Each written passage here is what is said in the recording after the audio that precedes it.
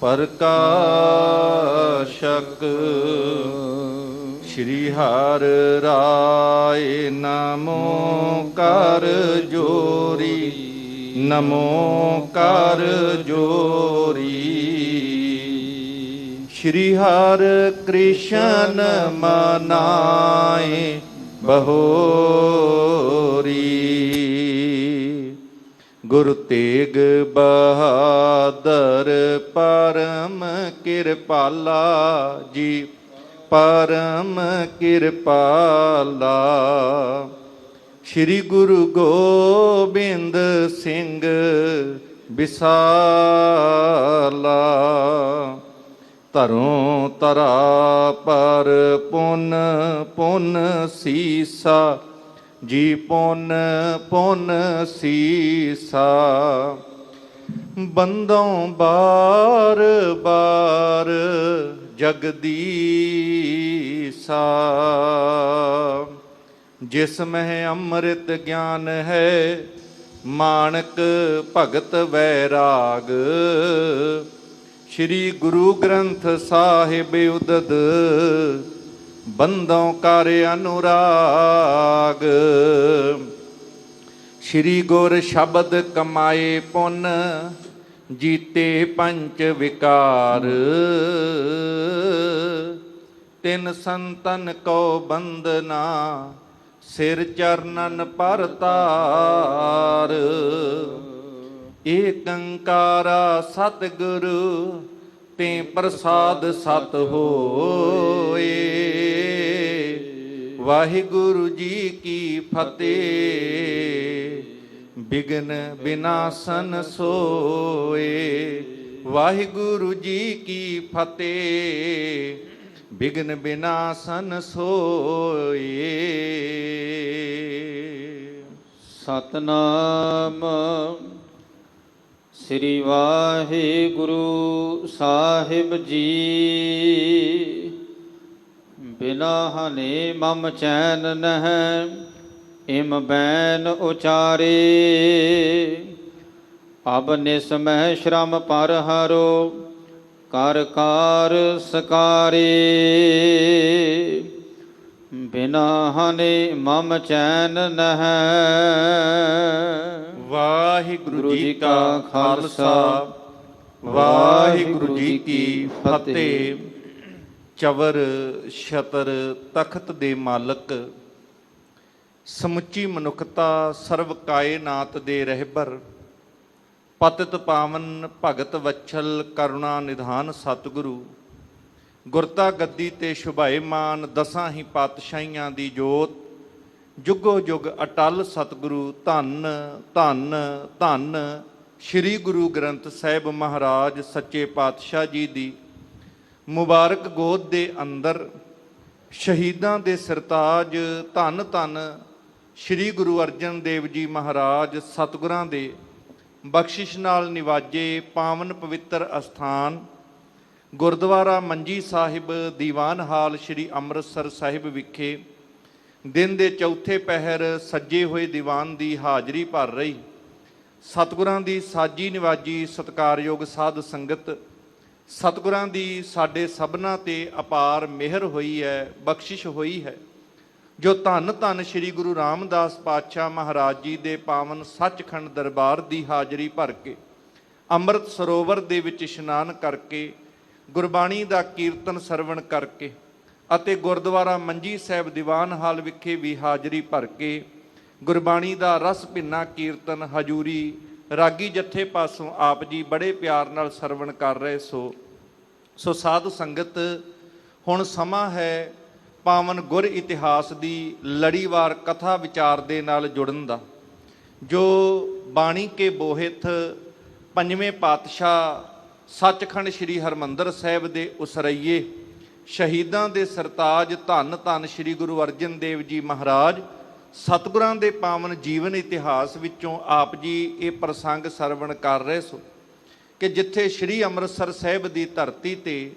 ਧੰਨ ਗੁਰੂ ਅਰਜਨ ਸਾਹਿਬ ਪਾਤਸ਼ਾਹ ਦੇ ਚਰਨਾਂ ਵਿੱਚ ਬੇਅੰਤ ਸੰਗਤਾਂ ਆ ਕੇ ਸੀਸ ਝੁਕਾਉਂਦੀਆਂ ਨੇ, ਬੇਅੰਤ ਬਖਸ਼ਿਸ਼ਾਂ ਪ੍ਰਾਪਤ ਕਰਦੀਆਂ ਨੇ, ਜਿੱਥੇ ਗੁਰੂ ਕਾ ਜਸ ਦੇਸ਼ ਵਿਦੇਸ਼ ਦੇ ਵਿੱਚ ਦਿਨੋਂ ਦਿਨ ਵੱਧਦਾ ਜਾ ਰਿਹਾ ਹੈ, ਸਿੱਖ ਸੰਗਤਾਂ ਦੀ ਗਿਣਤੀ ਵੱਧਦੀ ਜਾ ਰਹੀ ਹੈ, ਉੱਥੇ ਈਰਖਾ ਕਰਨ ਵਾਲੇ ਵੀ ਆਪਣੇ ਢੰਗ ਦੇ ਨਾਲ ਗੁਰੂ ਘਰ ਦੇ ਖਿਲਾਫ ਕਈ ਪ੍ਰਪੰਚ ਰਚ ਰਹੇ ਨੇ। ਬਾਬਾ ਪ੍ਰਿਥੀ ਚੰਦ ਦੀ ਪ੍ਰੇਰਣਾ, ਚੰਦੂ ਪਾਪੀ ਇਹ ਰਲ ਕਰਕੇ ਗੁਰੂ ਘਰ ਦੇ ਖਿਲਾਫ ਪ੍ਰਪੰਚ ਰਚਦੇ ਨੇ।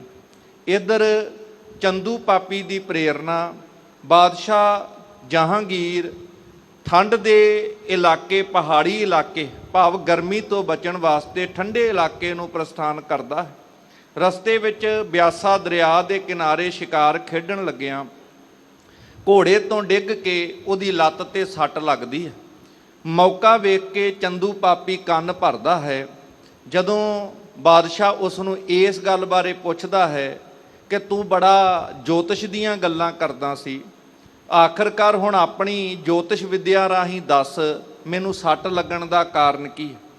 ਕਿਉਂਕਿ ਆਪਣੇ ਵੱਲੋਂ ਕੇਵਲ ਪ੍ਰਭਾਵ ਪਾ ਕੇ ਜੋਤਿਸ਼ ਦੇ ਨਾਂ ਤੇ ਠੱਗਣ ਵਾਲਾ ਹੁਣ ਸੱਚ ਨਹੀਂ ਸੀ ਦੱਸ ਸਕਦਾ, ਪਰ ਉਹਨੇ ਇਹ ਬਹਾਨਾ ਮਾਰਿਆ ਕਿ ਜੋਤਿਸ਼ ਦੀ ਕਿਤਾਬ ਰਾਤ ਚੋਰੀ ਹੋ ਗਈ ਹੈ।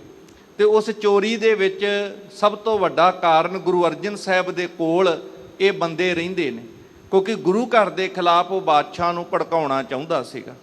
ਇੱਧਰ ਜਦੋਂ ਕਈ ਤਰੀਕੇ ਦੀਆਂ ਗੱਲਾਂ ਕਰਕੇ ਕਿ ਗੁਰੂ ਘਰ ਦੇ ਵਿੱਚ ਉਹਨਾਂ ਨੂੰ ਸ਼ਹਿ ਮਿਲਦੀ, ਸਤਿਗੁਰਾਂ ਨੇ ਇਹਨਾਂ ਦੇ ਰਾਹੀਂ ਲੋਕਾਂ ਕੋਲੋਂ ਚੀਜ਼ਾਂ ਖੋਹ ਲੈਂਦੇ ਆ। ਇਹੋ ਜਿਹੀਆਂ ਗੱਲਾਂ ਚੰਦੂ ਪਾਪੀ ਬਾਦਸ਼ਾਹ ਦੇ ਕੰਨ ਵਿੱਚ ਭਰਦਾ ਹੈ। ਬਾਦਸ਼ਾਹ ਇਹ ਗੱਲ ਸੁਣ ਕਰਕੇ ਪੂਰੀ ਤਰ੍ਹਾਂ ਵਿਸ਼ਵਾਸ ਨਹੀਂ ਕਰਦਾ ਕਿ ਇਹ ਗੁਰੂ ਨਾਨਕ ਦਾ ਘਰ ਬੜਾ ਮਹਾਨ ਹੈ। ਜਿਹੋ ਜਿਹੀਆਂ ਗੱਲਾਂ ਤੂੰ ਕਰਦਾ ਹੈ ਇਸ ਤਰੀਕੇ ਦੇ ਨਾਲ ਉੱਥੇ ਨਹੀਂ ਹੋ ਸਕਦਾ। ਇਸਦਰ ਜਦੋਂ ਬਾਦਸ਼ਾਹ ਗੁਰੂ ਘਰ ਦੀ ਸਿਫਤ ਕਰਦਾ ਹੈ, ਉਹਦੀ ਲੱਤ ਦੀ ਤਕਲੀਫ ਵੀ ਸਾਧ ਸੰਗਤ ਜਾਂਦੀ ਰਹਿੰਦੀ ਹੈ। ਜਿਉਂ-ਜਿਉਂ ਗੁਰੂ ਕੀ ਸਿਫਤ ਕਰਦਾ ਹੈ, ਗੁਰੂ ਘਰ ਦੀ ਵਡਿਆਈ ਕਰਦਾ ਹੈ, ਉਹਦਾ ਦੁੱਖ, ਉਹਦੀ ਤਕਲੀਫ ਦੂਰ ਹੋ ਜਾਂਦੀ ਹੈ। ਚੰਦੂ ਦੀ ਦਾਲ ਨਹੀਂ ਗਲਦੀ, ਭਾਵ ਉਹ ਆਪਣੀਆਂ ਗੱਲਾਂ ਰਾਹੀਂ ਬਾਦਸ਼ਾਹ ਨੂੰ ਪੂਰੀ ਤਰ੍ਹਾਂ ਭਰਮਾ ਨਹੀਂ ਪਾਉਂਦਾ। ਇੱਧਰ ਸੁਲਹੀ ਖਾਂ ਦਾ ਇੱਕ ਭਤੀਜਾ, ਜਿਹੜਾ ਸੁਲਹੀ ਖਾਂ ਭੱਠੇ ਵਿੱਚ ਸੜ ਕੇ ਬੜੀ ਅਪਵਿੱਤਰ ਮੌਤ ਮਰਿਆ। ਇਸਲਾਮ ਧਰਮ ਦੇ ਅਨੁਸਾਰ ਸੜ ਕੇ ਮਰਨਾ ਬਹੁਤ ਮਾੜਾ ਮੰਨਿਆ ਜਾਂਦਾ, ਤੇ ਉਹ ਸੁਲਹੀ ਖਾਂ ਗੁਰੂ ਘਰ ਤੇ ਹਮਲਾ ਕਰਨ ਦੀ ਸੋਚ ਲੈ ਕੇ ਆਇਆ ਸੀ।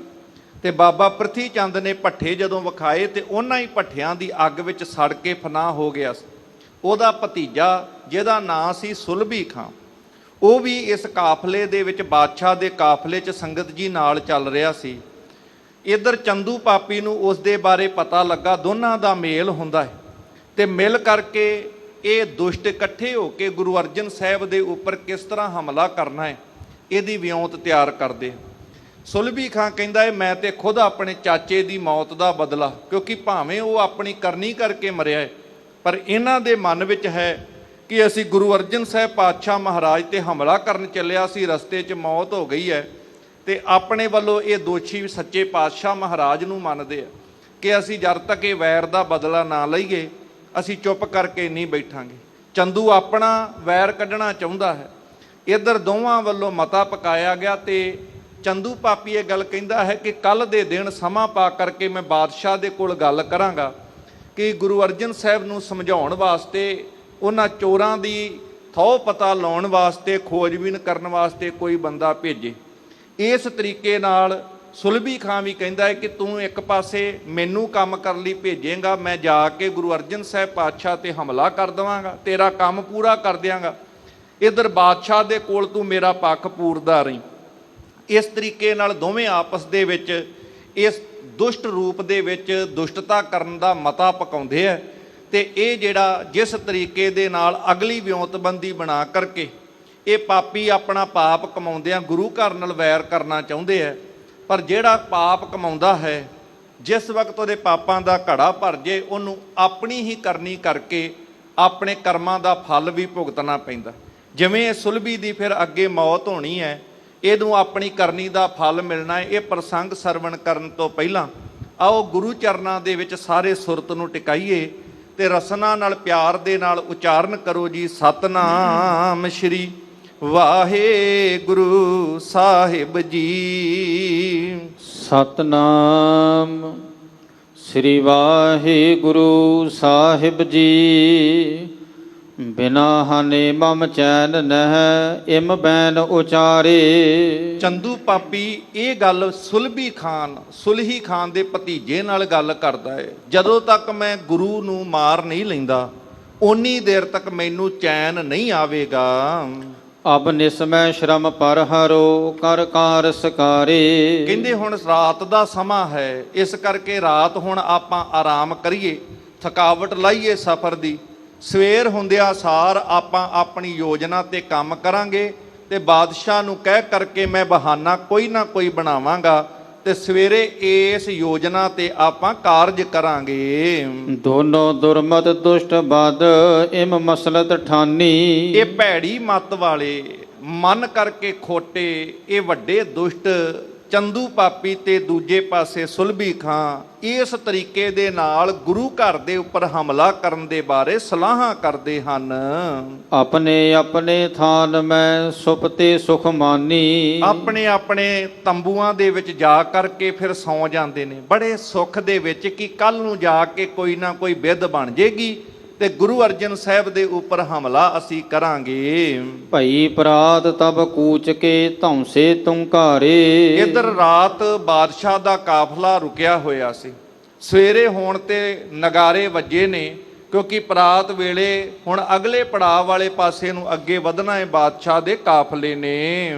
ਸੁਨ ਕਰ ਸਗਰੀ ਬਾਹਨੀ ਤੂਰਨ ਭਈ ਤਿਆਰੇ। ਤੇ ਬਾਦਸ਼ਾਹ ਦੀ ਜਿੰਨੀ ਫੌਜ ਸੀ ਉਹ ਸਾਰੀ ਹੀ ਹੁਣ ਅਗਲੇ ਪੜਾਅ ਵਾਲੇ ਪਾਸੇ ਨੂੰ ਚੱਲਣ ਵਾਸਤੇ ਜਦੋਂ ਨਗਾੜੇ ਵੱਜੇ ਹੈ ਤੇ ਸਾਰੀ ਫੌਜ ਤਿਆਰ ਹੋ ਗਈ ਹੈ। ਗਮਨਿਓ ਪੰਥ ਬਹੀਰ ਗਨ ਲਵਪੁਰ ਕੇ ਰਾਹੂ। ਕਵੀ ਜੀ ਕਹਿੰਦੇ ਸਾਰੀ ਫੌਜ ਲਾਹੌਰ ਦੇ ਰਾਹ ਤੇ ਤੁਰ ਪਈ ਹੈ। ਬਹੁਤ ਵੱਡਾ ਵਹੀਰ ਹੈ, ਬਾਦਸ਼ਾਹ ਜਹਾਂਗੀਰ ਦੇ ਨਾਲ ਇਹ ਵੱਡਾ ਕਾਫਲਾ ਨਾਲ ਚੱਲ ਰਿਹਾ ਹੈ। ਚਲ ਚੰਦੂ ਪਹੁੰਚਿਓ ਨਿਕਟ ਜਹ ਬੈਠਿਓ ਸ਼ਾਹੂ। ਜਿੱਥੇ ਇਹ ਫੌਜ ਤਿਆਰ ਹੋਈ ਹੈ, ਚੱਲਣ ਦੇ ਵਾਸਤੇ ਤਿਆਰੀ ਕੀਤੀ ਹੈ, ਉਸ ਵਕਤ ਚੰਦੂ ਪਾਪੀ ਇਹ ਬਾਦਸ਼ਾਹ ਜਹਾਂਗੀਰ ਦੇ ਕੋਲ ਜਿੱਥੇ ਉਹ ਬੈਠਾ ਹੋਇਆ ਸੀ ਉਹਦੇ ਕੋਲ ਪਹੁੰਚ ਜਾਂਦਾ ਹੈ। ਹਜ਼ਰਤ ਸੁਖ ਹੈ ਲਾਤ ਕੋ ਹਮ ਦੇਹੋ ਬਤਾਈ। ਤੇ ਗੱਲੀ ਬਾਤੀ ਪੁੱਛਦਾ ਹੈ ਕਿ ਬਾਦਸ਼ਾਹ ਸਲਾਮਤ, ਮੈਂ ਤੇ ਤੁਹਾਡਾ ਹਾਲ ਚਾਲ ਜਾਣਨ ਵਾਸਤੇ ਆਇਆ ਕਿ ਤੁਹਾਡੀ ਲੱਤ ਦਾ ਕੀ ਹਾਲ ਹੈ। ਜਿਹੜੀ ਲੱਤ ਦੀ ਤਕਲੀਫ ਗੁਰੂ ਦੀਆਂ ਸਿਫਤਾਂ ਕਰਦੇ ਹੀ ਉਹਦੀ ਦੂਰ ਹੋ ਗਈ ਸੀ। ਭਾਵੇਂ ਕੋਈ ਵੀ ਮਨੁੱਖ ਹੋਵੇ ਦੁਨੀਆ ਦਾ, ਸਾਧ ਸੰਗਤ ਚੇਤੇ ਰੱਖ ਲਿਓ ਇਹ ਬਾਣੀ ਦੀ ਇੱਕ ਸਿਫਤ ਹੈ। ਜਿਵੇਂ ਪਾਣੀ ਦਾ ਸੁਭਾਅ ਹੈ ਨਾ, ਪਾਣੀ ਨੇ ਇਹ ਨਹੀਂ ਵੇਖਣਾ ਕਿ ਇਹ ਪੀਣ ਵਾਲਾ ਹਿੰਦੂ ਹੈ ਕਿ ਮੁਸਲਮਾਨ ਹੈ। ਪਾਣੀ ਨੇ ਨਹੀਂ ਵੇਖਣਾ ਅਮੀਰ ਹੈ ਕਿ ਗਰੀਬ ਹੈ, ਆਪਣਾ ਹੈ ਕਿ ਬਗਾਨਾ ਹੈ, ਕੌਣ ਕਿਸ ਰੂਪ ਦੇ ਵਿੱਚ ਕਿੱਥੋਂ ਦਾ ਰਹਿਣ ਵਾਲਾ ਹੈ। ਪਾਣੀ ਦਾ ਸੁਭਾਅ ਹੈ ਪਿਆਸ ਨੂੰ ਦੂਰ ਕਰਨਾ। ਜਿਹੜਾ ਪਾਣੀ ਪੀ ਲੈਂਦਾ ਹੈ ਪਾਣੀ ਉਸ ਦੀ ਪਿਆਸ ਬੁਝਾ ਦਿੰਦਾ। ਭੋਜਨ ਦਾ ਕੰਮ ਹੈ ਭੁੱਖ ਨੂੰ ਦੂਰ ਕਰਨਾ। ਜਿਹੜਾ ਛਕੇਗਾ ਕਿਸ ਉਹਨੇ ਇਹ ਨਹੀਂ ਵੇਖਣਾ ਕਿ ਇਹ ਭੋਜਨ ਛਕਣ ਵਾਲਾ ਉਹਦੀ ਜਾਤ ਕੀ ਹੈ, ਉਹਦਾ ਧਰਮ ਕੀ ਹੈ, ਮਜ਼ਹਬ ਕੀ ਹੈ, ਰੰਗ ਨਸਲ ਕੀ ਹੈ, ਭਾਸ਼ਾ ਕੀ ਹੈ, ਕਿਹੜੇ ਇਲਾਕੇ 'ਚ ਰਹਿਣ ਵਾਲਾ। ਭੋਜਨ ਦਾ ਕੰਮ ਹੈ ਭੁੱਖ ਨੂੰ ਦੂਰ ਕਰਨਾ। ਇਸੇ ਤਰ੍ਹਾਂ ਅੰਮ੍ਰਿਤ ਬਾਣੀ ਦੀ ਵਡਿਆਈ ਹੈ। ਜੇ ਕੋ ਖਾਵੇ ਜੇ ਕੋ ਪੁੰਚੈ ਤਿਸ ਕਾ ਹੋਏ ਉਧਾਰੋ। ਕੋਈ ਗਾਵੇ ਕੋ ਸੁਣੈ ਹਰ ਨਾਮਾ ਚਿਤ ਲਾਏ। ਕਹੋ ਕਬੀਰ ਸੰਸਾ ਨਹੀਂ ਅੰਤ ਪਰਮਗਤ ਪਾਏ। ਦੁਖ ਰੋਗ ਸੰਤਾਪ ਉਤਰੇ ਸੁਣੀ ਸੱਚੀ ਬਾਣੀ। ਸੁਣਨ ਵਾਲੇ ਦਾ ਵੀ ਭਲਾ ਹੈ ਤੇ ਜਿਹੜਾ ਮੁਖ ਤੋਂ ਪਿਆਰ ਨਾਲ ਕਹਿੰਦਾ ਹੈ ਨਾ, ਸਾਰੇ ਉਹਦੇ ਦੁੱਖ ਦੂਰ ਹੋ ਜਾਂਦੇ ਨੇ, ਉਹਦੇ ਕਲੇਸ਼ ਦੂਰ ਹੋ ਜਾਂਦੇ ਨੇ, ਉਹਦਾ ਜ਼ਿੰਦਗੀ ਦੇ ਵਿੱਚ ਆਨੰਦ ਦਾ ਵਾਸਾ ਹੋ ਜਾਂਦਾ। ਭਾਵੇਂ ਕਿਸੇ ਵੀ ਮੁਖ ਚੋਂ ਪਰਮੇਸ਼ਰ ਦਾ ਨਾਮ ਲਿਆ ਜਾਵੇ। ਇਹ ਬਾਣੀ ਦੀ, ਇਹ ਨਾਮ ਦੀ ਇਹ ਸਿਫਤ ਹੈ। ਤੇ ਬਾਣੀ ਪੜਨ ਵਾਲੇ ਨੂੰ ਜਿੱਥੇ ਭਲਾ, ਉਸੇ ਤਰ੍ਹਾਂ ਜਿਹੜਾ ਗੁਰੂ ਦੀਆਂ ਸਿਫਤਾਂ ਕਰਦਾ ਹੈ ਨਾ ਸਾਧ ਸੰਗਤ, ਗੁਰੂ ਦੀਆਂ ਸਿਫਤਾਂ ਕਰਨ ਵਾਲੇ ਦੇ ਵੀ ਦੁੱਖ ਦੂਰ ਹੋ ਜਾਂਦੇ। ਸਹਿਜ ਸੁਭਾਵਕ ਹੀ ਜਹਾਂਗੀਰ ਦੇ ਕੋਲੋਂ ਗੁਰੂ ਕੀ ਵਡਿਆਈ ਹੋ ਗਈ ਸੀ। ਬਸ ਉਹ ਵਡਿਆਈ ਭਾਵੇਂ ਉਹਨੇ ਸਹਿਜ ਸੁਭਾਏ ਹੀ ਕੀਤੀ ਹੋਵੇ ਕਿ ਚੰਦੂ ਤੂੰ ਇਸ ਤਰ੍ਹਾਂ ਨਹੀਂ ਕਹਿ ਸਕਦਾ, ਗੁਰੂ ਨਾਨਕ ਦਾ ਘਰ ਬਹੁਤ ਵੱਡਾ ਹੈ, ਬੜੀਆਂ ਸਿਫਤਾਂ ਨੇ। ਤੇ ਜਿਹੜਾ ਗੁਰੂ ਨਾਨਕ ਦੇ ਘਰ ਨੂੰ ਵੱਡਾ ਵੱਡਾ ਕਹਿੰਦਾ ਹੈ, ਗੁਰੂ ਨਾਨਕ ਨੂੰ ਨਹੀਂ ਫਰਕ ਪੈਣਾ, ਨਾ ਉਹ ਵੱਡਾ ਹੋਣਾ, ਇਹਨਾਂ ਘਟਣਾ ਵੱਡਾ ਨਾ ਹੋਵੇ, ਘਾਟ ਨਾ ਜਾਏ। ਪਰ ਜਿਹੜਾ ਉਹਨੂੰ ਵੱਡਾ ਵੱਡਾ ਕਹਿੰਦਾ ਹੈ ਨਾ, ਵੱਡੇ ਦੀਆਂ ਵਡਿਆਈਆਂ ਕਰਦਾ ਹੈ, ਸਾਧ ਸੰਗਤ ਉਹਦਾ ਜੀਵਨ ਆਪਣਾ ਜ਼ਰੂਰ ਵੱਡਾ ਹੋ ਜਾਂਦਾ। ਉਹਦੇ ਜੀਵਨ ਵਿੱਚ ਬਖਸ਼ਿਸ਼ ਜ਼ਰੂਰ ਆ ਜਾਂਦੀ। ਇਹਦੇ ਦੁੱਖ ਦੂਰ ਹੋ ਗਏ ਸਨ। ਪਰ ਚੰਦੂ ਨੂੰ ਇਸ ਗੱਲ ਬਾਰੇ ਪਤਾ ਨਹੀਂ ਸੀਗਾ ਕਿ ਲੱਤ ਦੀ ਤਕਲੀਫ ਕੀ ਹੈ। ਬਹਾਨੇ ਨਾਲ ਚਾਪਲੂਸੀ ਜਾਂ ਕਰਦਾ ਹੋਇਆ ਪੁੱਛਦਾ ਹੈ, ਬਾਦਸ਼ਾਹ ਸਲਾਮਤ ਤੁਹਾਡੀ ਲੱਤ ਦੀ ਤਕਲੀਫ ਦਾ ਕੀ ਹਾਲ ਹੈ, ਜਰਾ ਦੱਸਣਾ ਕਰੋ। ਚਿਤਵਤ ਪੀਰਾ ਆਪ ਕੀ ਮੋਹਿ ਨੀਂਦ ਨਾ ਆਈ। ਪੂਰੀ ਰਾਤ ਸੁੱਖ ਵਿੱਚ ਸੁੱਤਿਆ, ਇੱਕ ਵਾਰ ਵੀ ਨਹੀਂ ਸੋਚਿਆ ਹੋਣਾ ਬਾਦਸ਼ਾਹ ਬਾਰੇ, ਪਰ ਵੇਖੋ ਚਾਪਲੂਸੀ ਕਰਦਾ, ਕਹਿੰਦਾ ਮੈਂ ਤੇ ਪੂਰੀ ਰਾਤ ਤੁਹਾਡੇ ਬਾਰੇ ਹੀ ਸੋਚਦਾ ਰਿਹਾ, ਮੈਨੂੰ ਨੀਂਦ ਨਹੀਂ ਆਈ, ਮੈਨੂੰ ਇੰਨਾ ਫਿਕਰ ਸੀ ਤੁਹਾਡੇ ਬਾਰੇ ਦੇ ਵਿੱਚ ਕਿ ਬਾਦਸ਼ਾਹ ਦਾ ਕੀ ਹਾਲ ਹੋਏਗਾ, ਮੈਂ ਪੂਰੀ ਰਾਤ ਇਹ ਹੀ ਸੋਚਦਾ ਰਿਹਾ ਹਾਂ। ਜਾਨਤ ਜਨਮ ਕਿਤਾਬ ਤੇ ਕਿਮ ਸੰਕਟ ਹੋਵਾ। ਪਰ ਆਖਰਕਾਰ ਇਹ ਸੱਟ ਲੱਗੀ ਕਿਵੇਂ, ਮੈਂ ਸਾਰੀ ਗੱਲ ਤੁਹਾਡੇ ਕਹੇ ਅਨੁਸਾਰ ਦੱਸ ਦਿੰਦਾ, ਕਿਉਂਕਿ ਜਹਾਂਗੀਰ ਕਹਿੰਦਾ ਸੀ ਦੱਸ ਭਈ, ਤੂੰ ਤੇ ਕਹਿੰਦਾ ਮੇਰੇ ਕੋਲ ਜੋਤਿਸ਼ ਬੜਾ ਵੱਡਾ ਏ ਤੇ ਮੈਂ ਦੱਸ ਦਾਂਗਾ ਭੂਤ ਭਵਿੱਖ 'ਚ ਕੀ ਹੋਣਾ ਕੀ ਨਹੀਂ। ਅੱਜ ਵੀ ਬੜੇ ਜੋਤਸ਼ੀ ਲੋਕਾਂ ਨੂੰ ਠੱਗਣ ਵਾਸਤੇ ਇਸ ਤਰੀਕੇ ਦੇ ਨਾਲ ਕਰਦੇ ਆ ਜੀ, ਅੱਜ ਇਦਾਂ ਹੋਣ ਵਾਲਾ ਏ, ਇਦਾਂ ਹੋਏਗਾ, ਆਹ ਨਾ ਕਰਿਓ ਤੇ ਆਹ ਕੰਮ ਤੋਂ ਬਚ ਜਾਓਗੇ। ਇਸ ਤਰੀਕੇ ਦੇ ਬੜੇ ਤਰੀਕੇ ਨਾਲ ਲੋਕਾਂ ਨੂੰ ਠੱਗ ਵਿਦਿਆ ਵਾਲੇ ਫਿਰਦੇ। ਇਦਾਂ ਹੀ ਚੰਦੂ ਨੇ ਆਪਣਾ ਪ੍ਰਭਾਵ ਕਦੇ ਪਾਇਆ ਸੀ ਤੇ ਕਹਿੰਦਾ ਜੇ ਮੈਨੂੰ ਕਿਤੇ ਜੋਤਿਸ਼ ਵਾਲੀ ਕਿਤਾਬ ਮਿਲ ਜਾਂਦੀ ਨਾ ਤੇ ਬਾਦਸ਼ਾਹ ਸਲਾਮਤ ਮੈਂ ਦੱਸ ਜ਼ਰੂਰ ਦਿੰਦਾ ਕਿ ਤੁਹਾਨੂੰ ਇਹ ਕਸ਼ਟ ਕਿਉਂ ਮਿਲਿਆ, ਇਹ ਸੱਟ ਤੁਹਾਨੂੰ ਕਿਉਂ ਲੱਗੀ ਹੈ। ਸੋ ਤਸਕਰ ਹਰ ਲੈ ਗਏ ਕੁਛ ਜਾਏ ਨਾ ਜੋਵਾ। ਪਰ ਕੀ ਕਰੀਏ, ਕੁਝ ਹੁਣ ਸਮਝ ਨਹੀਂ ਆਉਂਦੀ, ਉਹ ਚੋਰ ਹੀ ਚੋਰੀ ਕਰਕੇ ਲੈ ਗਏ ਨੇ, ਨਹੀਂ ਤੇ ਤੁਹਾਡੀ ਤਕਲੀਫ ਦਾ ਮੈਂ ਕੋਈ ਨਾ ਕੋਈ ਹੱਲ ਲੱਭ ਲੈਣਾ ਸੀ। ਕਹਾਂ ਨਜੂਬੀ ਅਬ ਕਰੈ ਟਿਗ ਹੈ ਨਾ ਕਿਤਾਬਾ।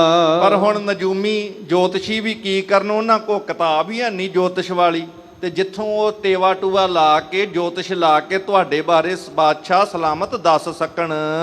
ਸ਼ਸਤਰਹੀਨ ਜਿਮ ਸ਼ਰਮਾ ਕਿਆ ਦੇਹ ਜਵਾਬਾ। ਕਿ ਜਿਵੇਂ ਕੋਈ ਫੌਜ ਵਿੱਚ ਜਿਹਦੇ ਕੋਲ ਸ਼ਸਤਰ ਨਾ ਹੋਵੇ, ਹੁਣ ਸ਼ਸਤਰ ਤੋਂ ਬਗੈਰ ਕੋਈ ਯੋਧਾ ਹੋਵੇ ਤੇ ਉਹ ਸੂਰਮਾ ਦੱਸੋ ਕਿਸੇ ਦਾ ਜਵਾਬ ਕਿਵੇਂ ਦੇ ਸਕਦਾ। ਜੇ ਸ਼ਸਤਰ ਹੋਣਗੇ ਤੇ ਮੁਕਾਬਲਾ ਕਰ ਸਕਦਾ, ਤੇ ਹੁਣ ਸਾਹਮਣੇ ਮੁਕਾਬਲਾ ਕਰਨ ਵਾਲਾ ਬਿਨਾਂ ਸ਼ਸਤਰ ਤੋਂ ਕੀ ਜਵਾਬ ਕਿਸੇ ਨੂੰ ਦਵੇਗਾ। ਜਹਾਂਗੀਰ ਸੁਨ ਕੈ ਭਨਿਓ ਅਬ ਸੰਕਟ ਨਾਹੀ। ਜਹਾਂਗੀਰ ਵੀ ਕੁਝ ਨਾ ਕੁਝ ਇਹਦੀ ਅਵਸਥਾ ਜਾਣਦਾ ਹੈ, ਪਰ ਇਹੋ ਜਿਹੇ ਬਾਦਸ਼ਾਹ ਵੀ ਕਈ ਵਾਰ ਇਹੋ ਜਿਹੇ ਚਾਪਲੂਸਾਂ ਦੇ ਪ੍ਰਭਾਵ 'ਚ ਰਹਿੰਦੇ ਐ।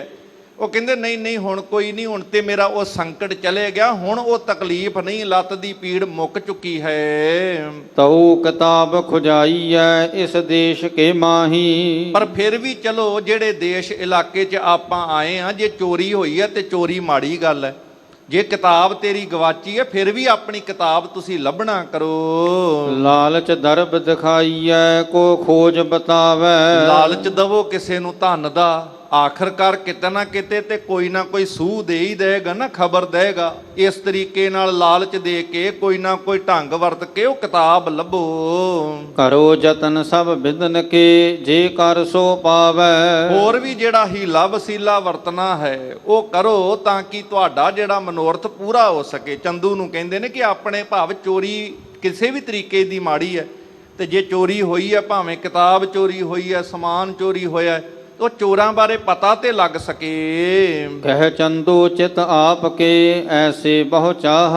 ਭਾਵੇਂ ਕਿ ਇਤਿਹਾਸ ਆਪ ਜੀ ਨੇ ਸਰਵਣ ਕੀਤਾ ਹੈ ਕਿ ਇੱਥੇ ਚੋਰੀ ਹੋਈ ਕੋਈ ਨਹੀਂ ਸੀ, ਕੇਵਲ ਇਹ ਝੂਠਾ ਬਹਾਨਾ ਚੰਦੂ ਵੱਲੋਂ ਆਪ ਬਣਾਇਆ ਗਿਆ ਗੁਰੂ ਅਰਜਨ ਸਾਹਿਬ ਦੇ ਖਿਲਾਫ ਬਾਦਸ਼ਾਹ ਨੂੰ ਭੜਕਾਉਣ ਦੇ ਵਾਸਤੇ। ਤੇ ਬਾਦਸ਼ਾਹ ਅੱਗੋਂ ਜਦੋਂ ਇਹ ਗੱਲ ਕਹਿੰਦਾ ਹੈ ਤੇ ਚੰਦੂ ਇਹ ਕਹਿੰਦਾ ਠੀਕ ਹੈ ਬਾਦਸ਼ਾਹ ਸਲਾਮਤ, ਜਿਵੇਂ ਆਪ ਜੀ ਚਾਹੁੰਦੇ ਹੋ ਤੁਹਾਡੇ ਅਨੁਸਾਰ ਹੀ ਅਸੀਂ ਉਸੇ ਤਰ੍ਹਾਂ ਚੋਰਾਂ ਨੂੰ ਲੱਭਣ ਦਾ ਯਤਨ ਕਰਾਂਗੇ। ਸੁਲਭੀ ਕੋ ਤਾਗੀਦ ਕਰ ਭੇਜਿਓ ਗੁਰ ਪਾਹ। ਆਪਣੀ ਫੌਜ ਦੇ ਵਿੱਚ ਨਾ ਇੱਕ ਸੁਲਭੀ ਖਾਨ ਨਾਂ ਦਾ ਇੱਕ ਯੋਧਾ ਬੜਾ ਬਲਵਾਨ ਹੈ, ਬੜਾ ਸਿਆਣਾ ਹੈ, ਤੇ ਇਸ ਤਰ੍ਹਾਂ ਕਰੀਏ ਬਾਦਸ਼ਾਹ ਸਲਾਮਤ, ਜੇ ਤੁਸੀਂ ਹੁਕਮ ਕਰੋ ਤੇ ਆਪਾਂ ਸੁਲਹੀ ਦਾ ਜਿਹੜਾ ਭਤੀਜਾ ਸੁਲਭੀ ਖਾਂ, ਇਹਨੂੰ ਹੀ ਇਸ ਕੰਮ ਵਾਸਤੇ ਭੇਜ ਦਈਏ ਕਿ ਉਹ ਚੋਰਾਂ ਦਾ ਥੋ ਪਤਾ ਲਾ ਲਵੇ।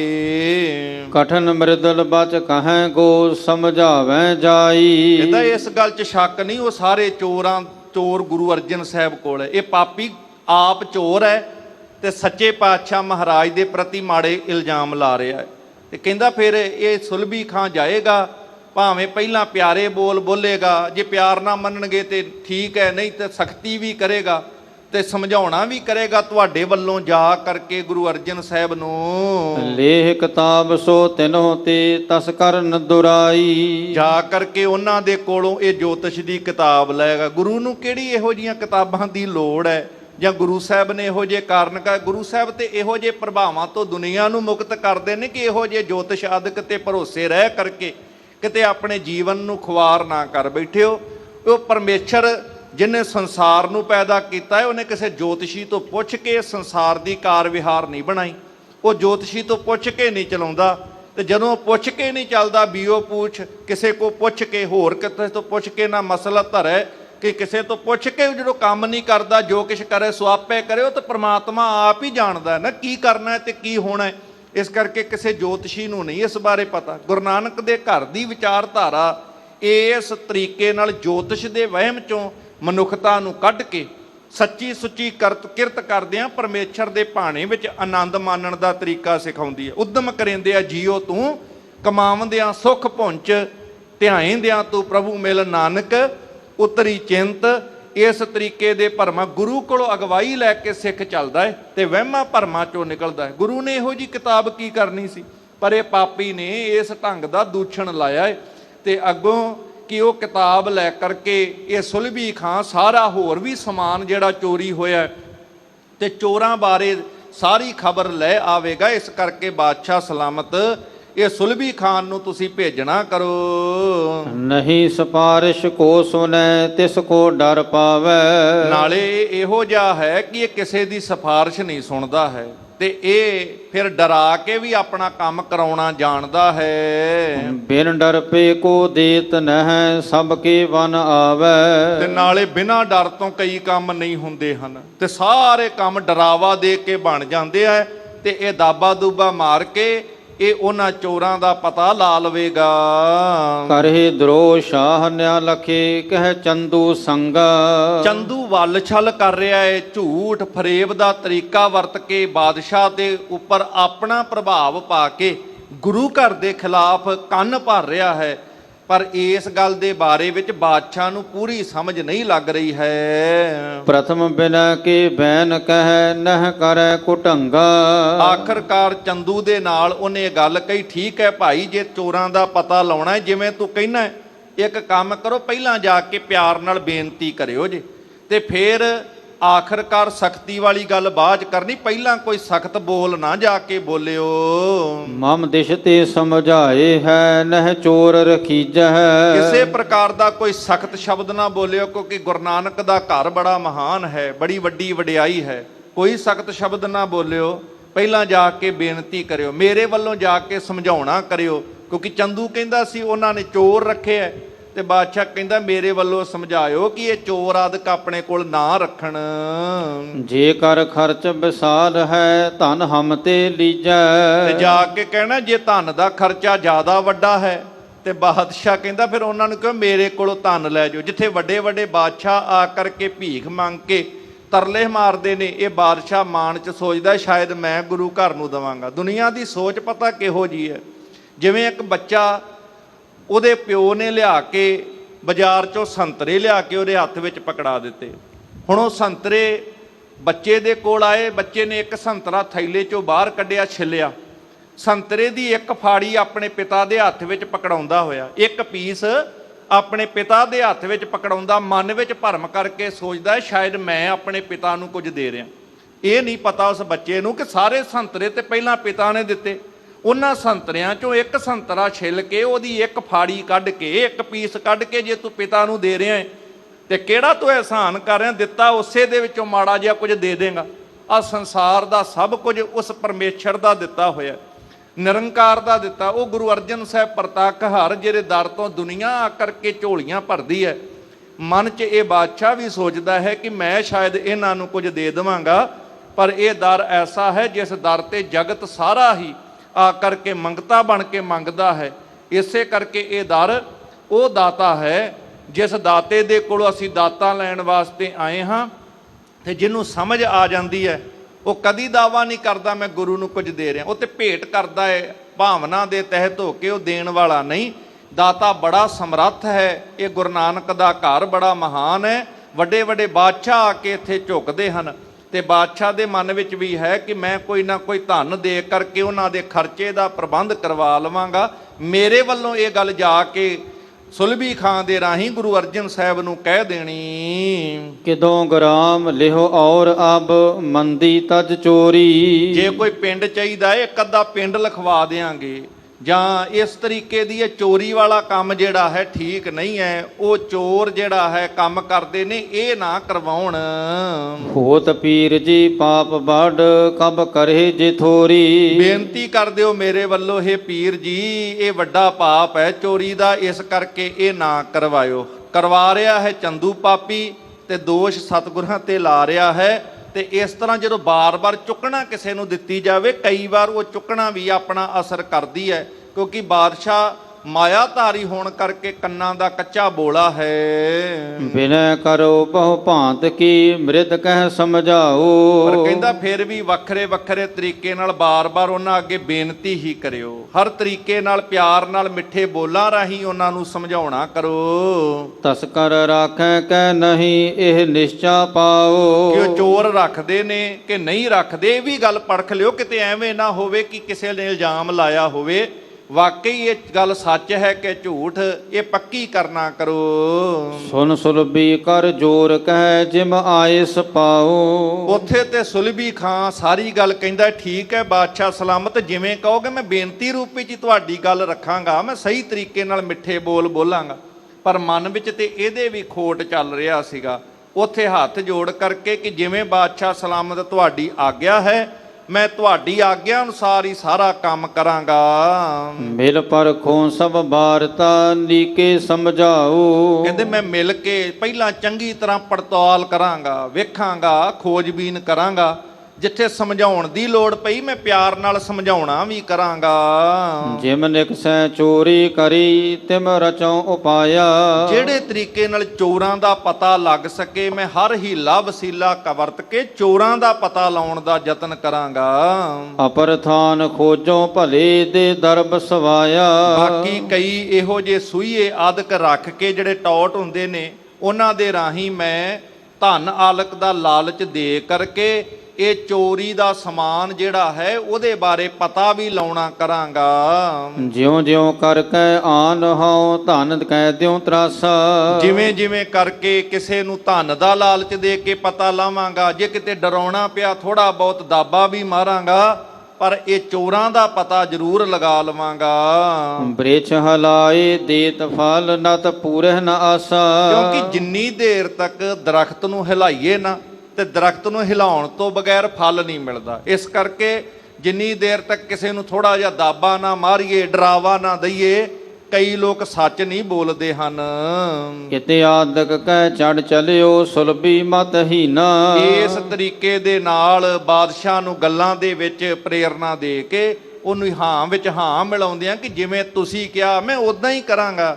ਇਦਾਂ ਬਾਦਸ਼ਾਹ ਨੂੰ ਆਪਣੇ ਭਰੋਸੇ ਵਿੱਚ ਲੈ ਕੇ ਸੁਲਭੀ ਖਾਂ ਆਪਣੀ ਫੌਜ ਲੈ ਕਰਕੇ ਜਿਹੜਾ ਮਤ ਦਾ ਹੀਣਾ ਹੈ, ਗੁਰੂ ਘਰ ਤੇ ਹਮਲਾ ਕਰਨ ਦੀ ਤਿਆਰੀ ਇਹ ਸੁਲਭੀ ਪਾਪੀ ਕਰਦਾ ਹੈ। ਪ੍ਰੇਰਿਓ ਕਾਲ ਸੋ ਦੁਰਮਤੀ ਖਲ ਉਰ ਨਹਿ ਚੀਨਾ। ਇਹ ਮੂਰਖ ਜਿਨੇ ਆਪਣੇ ਅਸਲ ਦੇ ਵਿੱਚ ਸੱਚ ਨਹੀਂ ਜਾਣਦਾ ਹੈ। ਸੱਚ ਤੇ ਇਹ ਹੈ ਕਿ ਇਹ ਕਾਲ ਦਾ ਪ੍ਰੇਰਿਆ ਹੋਇਆ, ਮੌਤ ਦਾ ਪ੍ਰੇਰਿਆ ਹੋਇਆ ਖੋਟੀ ਮਤ ਵਾਲਾ। ਇਹ ਮੌਤ ਹੀ ਮੰਨ ਲਓ ਕਾਲ ਇਹਦੇ ਤੋਂ ਪ੍ਰੇਰਨਾ ਦੇ ਕੇ ਇਹੋ ਜਿਹੇ ਕੰਮ ਕਰਵਾ ਰਿਹਾ ਹੈ। ਇਸ ਸੱਚ ਨੂੰ ਉਹ ਨਹੀਂ ਸਮਝ ਸਕਿਆ।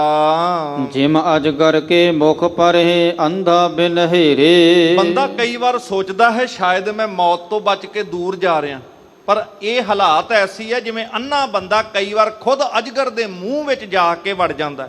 ਇਸੇ ਤਰੀਕੇ ਦੇ ਨਾਲ ਇਹ ਮੌਤ ਦੇ ਮੁੱਖ ਵਿੱਚ ਜਾਣ ਦੇ ਵਾਸਤੇ ਆਪ ਹੀ ਚੱਲ ਕੇ ਤੁਰ ਪਿਆ ਹੈ। ਬਿਨ ਕਾਰਨ ਦੋਹਰੀ ਦੁਸ਼ਟ ਕਰ ਕ੍ਰੋਧ ਵਡੇਰੇ। ਕਿਉਂਕਿ ਗੁਰੂ ਘਰ ਤੇ ਸਭ ਦਾ ਭਲਾ ਕਰਦਾ ਹੈ, ਗੁਰੂ ਨੇ ਤੇ ਕਿਸੇ ਦਾ ਵੀ ਬੁਰਾ ਨਹੀਂ ਕੀਤਾ, ਪਰ ਇਹ ਬਿਨਾਂ ਕਾਰਨ ਤੋਂ ਗੁਰੂ ਘਰ ਨਾਲ ਵੈਰ ਪਾ ਕੇ ਬੈਠਾ ਹੈ ਤੇ ਬਿਨਾਂ ਕਾਰਨ ਤੋਂ ਕ੍ਰੋਧ ਕਰਕੇ ਮਨ ਦੇ ਵਿੱਚ ਨਫ਼ਰਤ ਪਾਲੀ ਬੈਠਾ ਹੈ, ਦੁਸ਼ਟਤਾਈ ਪਾਲੀ ਬੈਠਾ ਹੈ ਇਹ ਪਾਪੀ। ਕਰੈ ਵੈਰ ਨਿਰਵੈਰ ਸੋ ਤਤ ਛਿਨ ਮ੍ਰਿਤ ਪਾਵੈ। ਜਿਹੜਾ ਨਿਰਵੈਰਾਂ ਨਾਲ ਵੈਰ ਕਰਦਾ ਹੈ ਨਾ, ਸੱਚ ਜਾਣਿਓ ਫਿਰ ਰੱਬ ਦੇ ਘਰੋਂ ਵੀ ਕਲਾ ਐਸੀ ਵਰਤਦੀ ਹੈ, ਫਿਰ ਉਹ ਤਤ ਛਿਨ ਮ੍ਰਿਤ ਪਾਵੈ। ਕਰੈ ਵੈਰ ਨਿਰਵੈਰ ਸੋ ਤਤ ਛਿਨ ਮ੍ਰਿਤ ਪਾਵੇ। ਉਹ ਫਿਰ ਪਲ ਦੇ ਵਿੱਚ ਹੀ ਮੌਤ ਦੇ ਮੂੰਹ 'ਚ ਚਲੇ ਜਾਂਦਾ, ਕਿਉਂਕਿ ਰੱਬ ਦੇ ਘਰ ਦੀ ਖੇਡ ਐਸੀ ਹੈ।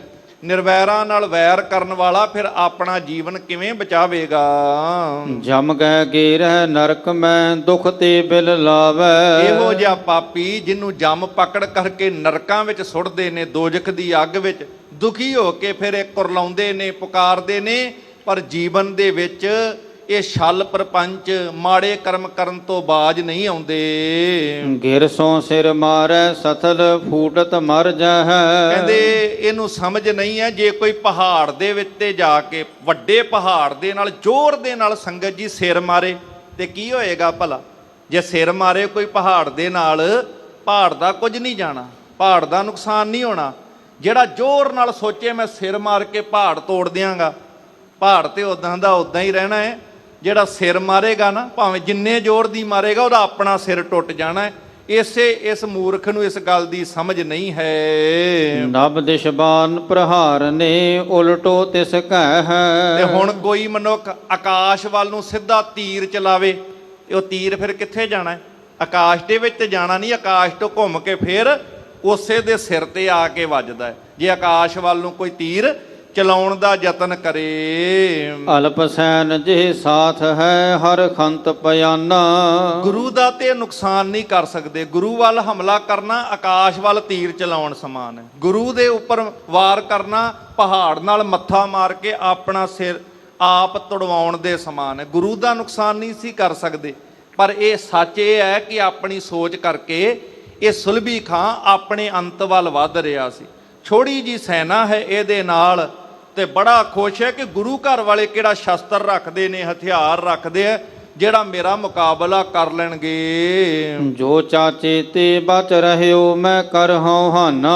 ਮਾਨੀ ਮਨ ਵਿੱਚ ਸੋਚਦਾ ਹੈ ਕਿ ਮੇਰਾ ਚਾਚਾ ਬੜਾ ਬਹਾਦਰ ਸੀ, ਉਹ ਮੇਰੇ ਚਾਚੇ ਸੁਲਹੀ ਖਾਨ ਤੋਂ ਜੇ ਬਚ ਗਏ ਨੇ, ਮੇਰੇ ਤੋਂ ਥੋੜੀ ਬਚ ਪਾਉਣਗੇ। ਕਿਉਂਕਿ ਜਵਾਨੀ ਦੇ ਕਰਕੇ ਵੀ ਹੰਕਾਰ ਹੁੰਦਾ ਹੈ, ਤਾਕਤ ਦਾ ਮਾਣ ਹੁੰਦਾ ਹੈ। ਮੈਂ ਤੇ ਚਾਚੇ ਤੋਂ ਜਿਹੜਾ ਕੰਮ ਨਹੀਂ ਹੋਇਆ ਉਹ ਮੈਂ ਕਰਕੇ ਵਿਖਾਵਾਂਗਾ। ਇਦਾਂ ਸੁਲਹੀ ਮਨ 'ਚ ਹੰਕਾਰ ਦੇ ਭਾਵ ਪ੍ਰਗਟ ਕਰਦਾ ਹੈ। ਕਹੋ ਕੁਟੰਬ ਮਝਾਰ ਮੈਂ ਪੈਹੋਂ ਵਡਿਆਈ। ਹੁਣ ਇਹ ਸੁਲਭੀ ਖਾਂ ਸਾਧ ਸੰਗਤ ਨਾਲ ਨਾਲ ਸੋਚਦਾ ਹੈ ਕਿ ਚਾਚਾ ਤੇ ਚੜ੍ਹਾਈ ਕਰ ਗਿਆ ਸੁਲਹੀ ਖਾਂ, ਤੇ ਮੈਂ ਸੁਲਭੀ। ਹੁਣ ਪਰਿਵਾਰ ਦੇ ਵਿੱਚ ਜਦੋਂ ਪਤਾ ਲੱਗੇਗਾ ਕਿ ਸੁਲਹੀ ਖਾਂ ਵਾਲਾ ਕੰਮ ਉਹਦੇ ਭਤੀਜੇ ਸੁਲਭੀ ਖਾਂ ਨੇ ਕਰ ਦਿੱਤਾ ਹੈ, ਸਾਰੇ ਪਰਿਵਾਰ 'ਚ ਰਿਸ਼ਤਿਆਂ ਦੇ ਵਿੱਚ ਮੇਰੀ ਜੈ ਜੈਕਾਰ ਹੋਏਗੀ, ਲੋਕ ਮੇਰੀ ਵਡਿਆਈ ਕਰਨਗੇ। ਇਹ ਤੇ ਚਾਚੇ ਤੋਂ ਵੀ ਵੱਡਾ ਸੂਰਮਾ ਹੈ। ਆਨ ਅਚਾਨਕ ਬਿਦ ਬਣੀ ਇਵ ਚਿਤਵਤ ਜਾਈ। ਇਹ ਵੀ ਚੰਗਾ ਹੋ ਗਿਆ, ਚੰਦੂ ਦੇ ਰਾਹੀਂ ਇਹ ਬਿਦ ਬਣ ਗਈ ਹੈ। ਇਹ ਵਧੀਆ ਕੰਮ, ਮੇਰੀ ਹੁਣ ਬਹਾਦਰੀ ਪ੍ਰਗਟ ਹੋਏਗੀ। ਗੁਰੂ ਘਰ ਤੇ ਹਮਲਾ ਕਰਨ ਤੇ ਇਹ ਆਪਣੀ ਬਹਾਦਰੀ ਸਮਝ ਰਿਹਾ ਹੈ। ਕਿਤੇ ਸ਼ਸਤਰਾਂ ਦਾ ਮੁਕਾਬਲਾ ਹੋਣਾ ਹੁੰਦਾ ਫਿਰ ਪਤਾ ਲੱਗਦਾ, ਪਰ ਇੱਥੇ ਤੇ ਬਿਨਾਂ ਸ਼ਸਤਰ ਚਲਾਇਆ ਹੀ ਇਹ ਆਕਾਸ਼ ਨੂੰ ਤੀਰ ਮਾਰ ਕੇ ਜਿਹੜਾ ਆਪਣੇ ਸਿਰ ਪੈਂਦਾ ਹੈ, ਇਦਾਂ ਹੀ ਇਹਦਾ ਆਪਣਾ ਨੁਕਸਾਨ ਹੋਣ ਵਾਲਾ ਸੀ। ਜਹਾਂਗੀਰ ਚੰਦੂ ਚੰਮੂ ਲਵਪੁਰੀ ਪਿਆਨੇ। ਇੱਧਰ ਕਾਫਲਾ ਬਾਦਸ਼ਾਹ ਦਾ ਵੱਖ-ਵੱਖ ਇਲਾਕਿਆਂ 'ਚ ਘੁੰਮਦਿਆਂ ਅੱਗੇ ਵੱਧ ਰਿਹਾ ਹੈ। ਬਾਦਸ਼ਾਹ ਜਹਾਂਗੀਰ ਚੰਦੂ ਪਾਪੀ ਨਾਲ ਹੈ, ਬਹੁਤ ਸਾਰੀ ਫੌਜ ਹੈ, ਲਾਹੌਰ ਦੇ ਰਸਤੇ ਤੇ ਅੱਗੇ ਵੱਧ ਰਹੀ ਸੀ। ਤੋਪ ਰਹਿ ਕਲੇ ਸੰਗ ਮੈਂ ਛੁੱਟ ਸ਼ਬਦ ਮਹਾਨੇ। ਤੋਪਾਂ ਚੱਲਦੀਆਂ ਨੇ, ਬਹੁਤ ਸਾਰੀਆਂ ਬੰਦੂਕਾਂ ਆਦਿਕ, ਬੜਾ ਸ਼ੋਰ ਵੱਜ ਰਿਹਾ ਹੈ ਉਸ ਵਕਤ ਫੌਜ ਦੇ ਚੱਲਣ ਕਰਕੇ। ਚੰਦੂ ਹਿਰਦੇ ਵਿਚਾਰ ਤੋ ਜਾਵਤ ਗੁਰ ਘਾਵੈ। ਤੇ ਚੰਦੂ ਪਾਪੀ ਵੀ ਸੰਗਤ ਜੀ ਮਾਨੀ ਮਨ ਬੜਾ ਸੋਚ ਕੇ ਇਦਾਂ ਪਾਪ ਉਹਦੇ ਅੰਦਰ ਪ੍ਰਗਟ ਹੋ ਰਿਹਾ ਕਿ ਸੁਲਭੀ ਖਾਂ ਜਾਂਦਿਆਂ ਹੀ ਗੁਰੂ ਨੂੰ ਮਾਰ ਦਵੇਗਾ। ਨਾਤਾ ਦਿਓ ਹਟਾਏ ਜਿਨ ਸੋ ਅਬ ਫਲ ਪਾਵੈ। ਜਿਨ੍ਹਾਂ ਨੇ ਮੇਰੀ ਲੜਕੀ ਦਾ ਰਿਸ਼ਤਾ ਸੰਗਤ ਦੇ ਕਹਿਣ ਤੇ ਮੋੜ ਦਿੱਤਾ ਹੈ, ਹੁਣ ਉਹਨਾਂ ਨੂੰ ਆਪਣੇ ਕਰਮ ਦਾ ਫਲ ਇਦਾਂ ਮਿਲੇਗਾ। ਇਦਾਂ ਇਹ ਦੁਸ਼ਟਤਾਈ ਦੀ ਸੋਚ ਵਿੱਚ ਬੈਠਾ ਬੜਾ ਪ੍ਰਸੰਨ ਹੋ ਰਿਹਾ ਹੈ। ਇਤ ਸੁਲਭੀ ਗਮਨਿਓ ਗਇਓ ਜਬ ਦਵੈਦਿਸ਼ ਕੋਸਾ। ਤੇ ਸਾਧ ਸੰਗਤ ਹੁਣ ਇੱਧਰ ਜਿਹਦਾ ਸੁਲਭੀ ਖਾਂ ਉਸ ਕਾਫਲੇ ਵਿੱਚੋਂ ਨਿਕਲ ਕੇ ਆਪਣੀ ਥੋੜੀ ਜੀ ਫੌਜ ਲੈ ਕੇ ਨਾ 12 ਕੋਹ ਦੇ ਕਰੀਬ ਜਦੋਂ ਉਹਨੇ ਰਸਤੇ 'ਚ ਸਫ਼ਰ ਤੈਅ ਕਰ ਲਿਆ, ਤੇ ਗੁਰੂ ਰਾਮਦਾਸ ਪਾਤਸ਼ਾਹ ਦੀ ਇਸ ਨਗਰੀ ਜਿੱਥੇ ਤੁਸੀਂ ਸ਼ਰਧਾ ਭਾਵਨਾ ਨਾਲ ਨਤਮਸਤਕ ਹੋਣ ਵਾਸਤੇ ਆਏ ਹੋ, ਜਿੱਥੇ ਨਿਮਾਣੇ ਨੂੰ ਮਾਣ ਮਿਲਦਾ ਹੈ, ਨਿਤਾਣੇ ਨੂੰ ਤਾਣ ਮਿਲਦਾ, ਇਸ ਦਰ ਵਾਲੇ ਪਾਸੇ, ਇਸ ਘਰ ਵਾਲੇ ਪਾਸੇ ਨੂੰ ਜਦੋਂ ਆਪਣੇ ਕਾਫਲੇ ਤੋਂ 12 ਕੋਹ ਸਫਲ ਕਰਕੇ ਅੱਗੇ ਵਧਿਆ ਹੈ। ਜਥੇਦਾਰ ਸੈਯਦ ਮਿਲਿਓ ਜਿਸਕੇ ਮਨ ਰੋਸਾ।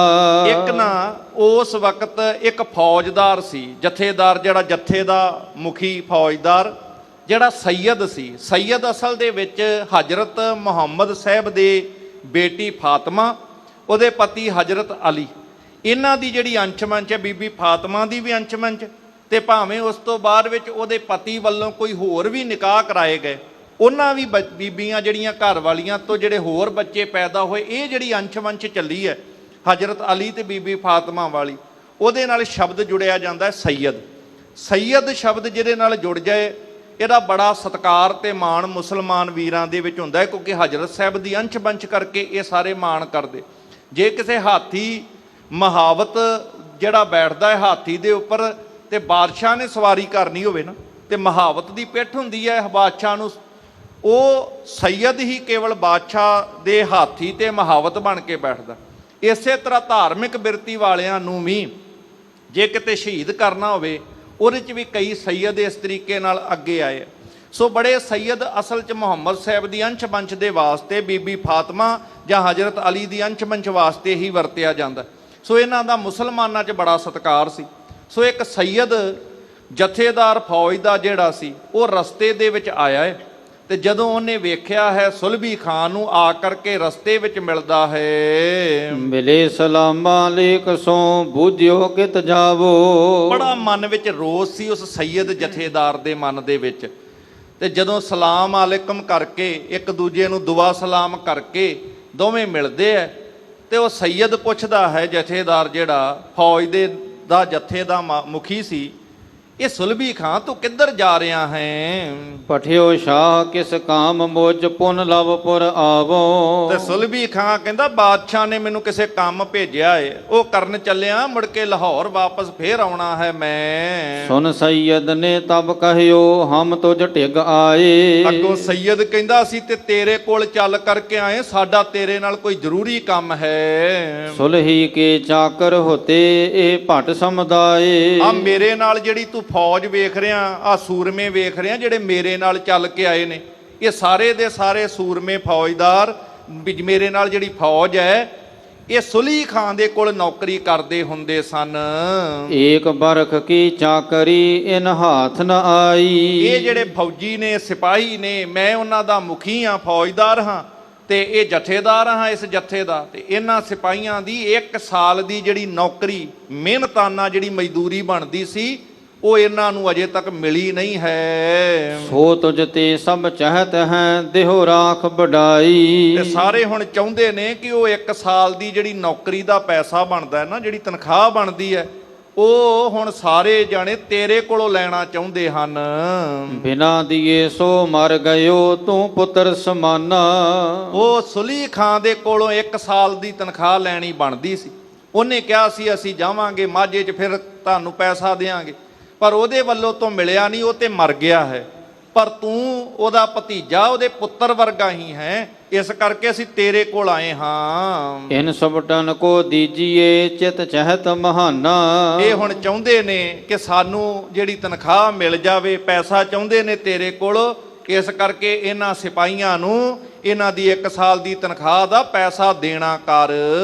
ਸੁਨ ਸੁਲਭੀ ਬੋਲਿਓ ਤਬੇ ਮੈਂ ਜਾਣਤ ਨਾਹੀ। ਅੱਗੋਂ ਸੁਲਭੀ ਖਾਂ ਹੰਕਾਰ ਦਾ ਭਰਿਆ ਹੋਇਆ ਕਹਿੰਦਾ ਮੈਂ ਕਿੱਥੇ ਇਹਨਾਂ ਨੂੰ ਜਾਣਦਾ, ਮੈਂ ਨਹੀਂ ਇਹਨਾਂ ਨੂੰ ਜਾਣਦਾ ਹਾਂ। ਕਬ ਕੀ ਦੇਨੀ ਕਹਿ ਨਹੀਂ ਕੇਤਕ ਤਿਸ ਪਾਹੀ। ਕਦੋਂ ਦੀ ਤਨਖਾਹ ਦੇਣੀ ਹੈ, ਕਿੰਨੀ ਕੋ ਦੇਣੀ ਹੈ, ਕਦੋਂ ਦੇ ਇਹ ਉਹਦੇ ਕੋਲ ਨੌਕਰੀ ਕਰ ਰਹੇ ਸੀ, ਮੈਨੂੰ ਇਸ ਬਾਰੇ ਕੋਈ ਜਾਣਕਾਰੀ ਨਹੀਂ। ਇਦਾਂ ਕਰਕੇ ਆਪਣੇ ਆਪ ਨੂੰ ਅਣਜਾਣ ਹੋਣ ਦਾ ਜਿਹੜਾ ਪ੍ਰਗਟਾਵਾ ਸੁਲਭੀ ਖਾਂ ਉਸ ਸੈਯਦ ਜਥੇਦਾਰ ਅੱਗੇ ਕਰਦਾ ਹੈ। ਜਬ ਲਵਪੁਰ ਕੋ ਆਏ ਹਾਂ ਨਿਰਣੇ ਕਰ ਲੈ ਹੈ। ਖੈਰ ਮੇਰੇ ਕੋਲ ਸਮਾਂ ਨਹੀਂ ਹੈ, ਮੈਂ ਕਿਸੇ ਕੰਮ ਤੇ ਚੱਲਿਆ, ਜਦੋਂ ਮੈਂ ਵਾਪਸ ਆਵਾਂਗਾ ਲਾਹੌਰ ਨਗਰ ਦੇ ਵਿੱਚ ਫੇਰ ਆ ਕਰਕੇ ਉੱਥੇ ਗੱਲਬਾਤ ਕਰਾਂਗੇ।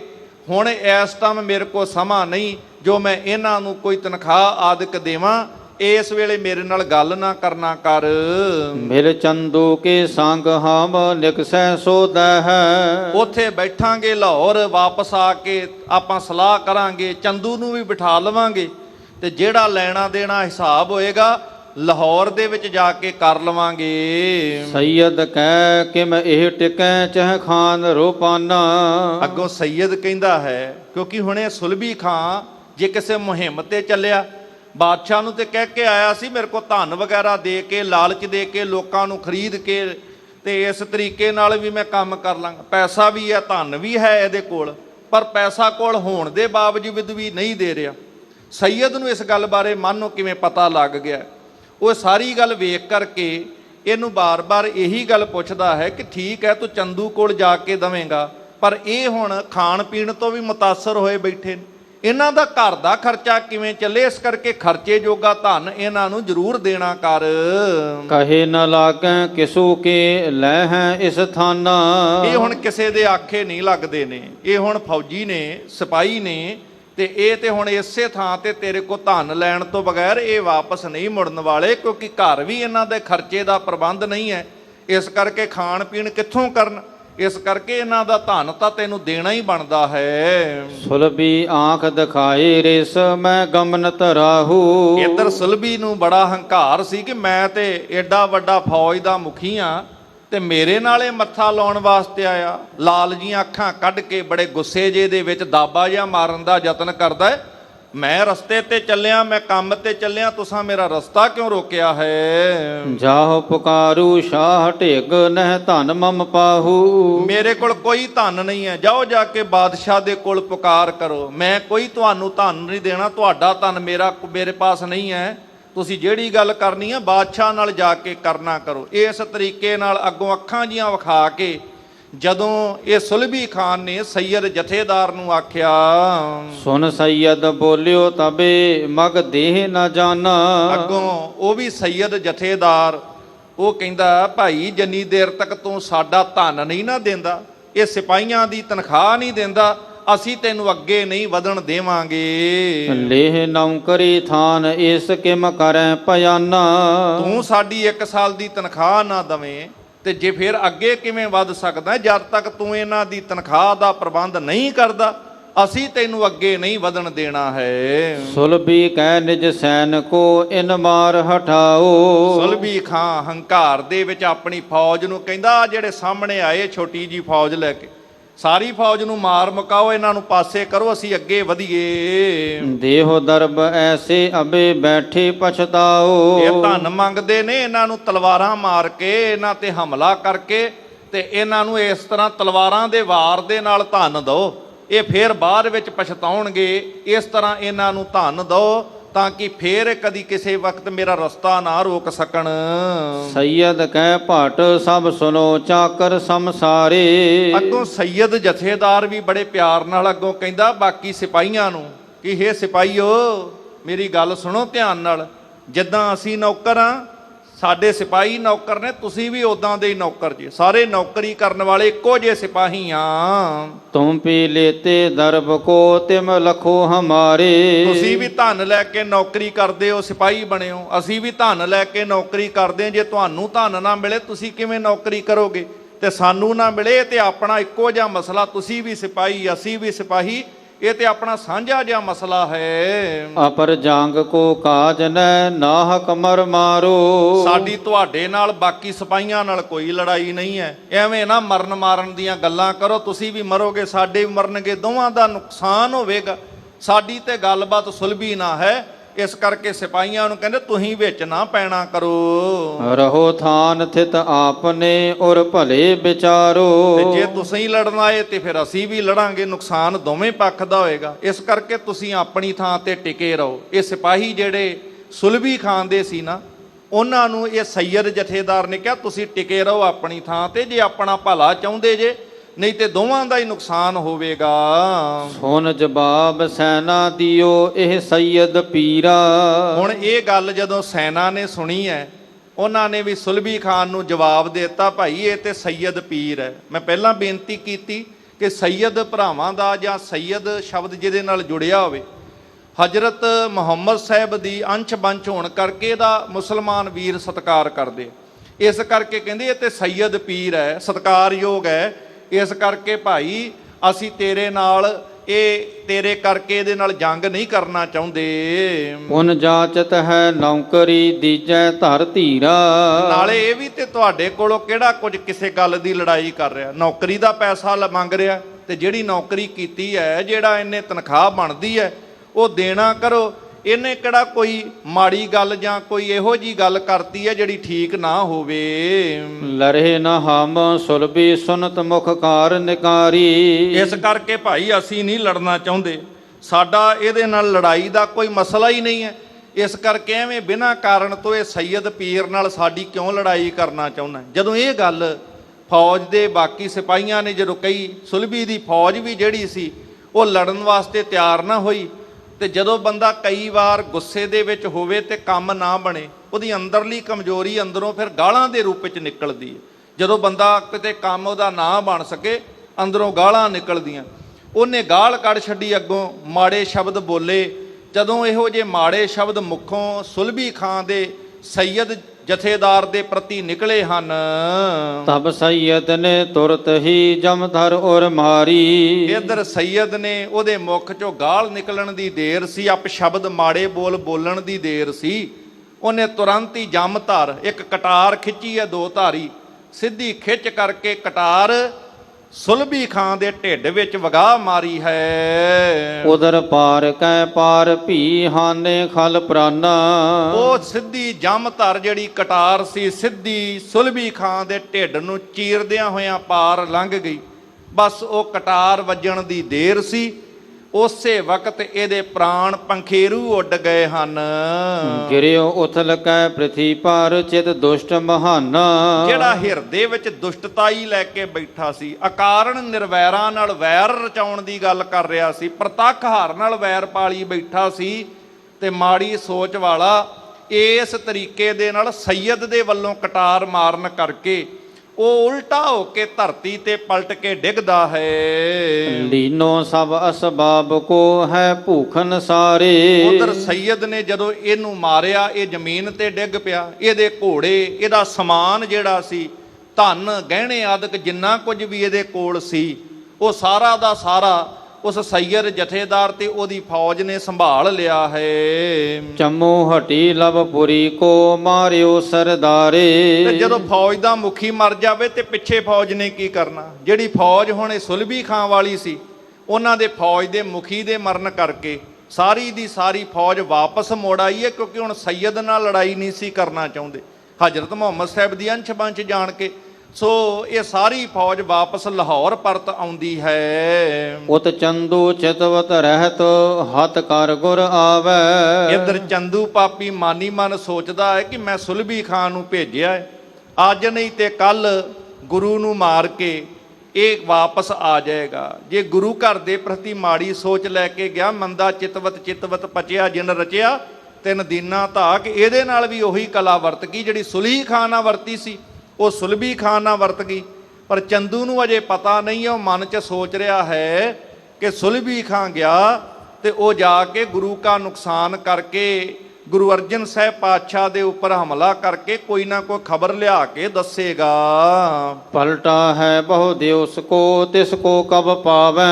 ਕਹਿੰਦੇ ਬੜੇ ਦਿਨ ਹੋ ਗਏ ਨੇ, ਕਦੋਂ ਕੋ ਉਹ ਵਾਪਸ ਆਵੇਗਾ, ਆਖਰਕਾਰ ਕੋਈ ਖਬਰ ਕਦੋਂ ਮੈਨੂੰ ਪ੍ਰਾਪਤ ਹੋਏਗੀ। ਇਸ ਤਰ੍ਹਾਂ ਦੀਆਂ ਸੋਚਾਂ ਚੰਦੂ ਸੋਚਦਾ ਹੈ। ਤਬ ਲੋ ਸੰਗੀ ਆਏ ਕੇ ਸੁਧ ਸਕਲ ਸੁਨਾਈ। ਇੰਨੇ ਚਿਰ ਨੂੰ ਜਿਹੜੀ ਫੌਜ ਸੁਲਭੀ ਖਾਂ ਦੇ ਨਾਲ ਗਈ ਸੀ, ਉਹ ਸਿਪਾਹੀ ਜਦੋਂ ਵਾਪਸ ਆਉਂਦੇ ਐ ਤੇ ਆ ਕਰਕੇ ਚੰਦੂ ਪਾਪੀ ਨੂੰ ਸਾਰੀ ਗੱਲ ਆ ਕਰਕੇ ਇਵੇਂ ਦੱਸਦੇ ਹਨ।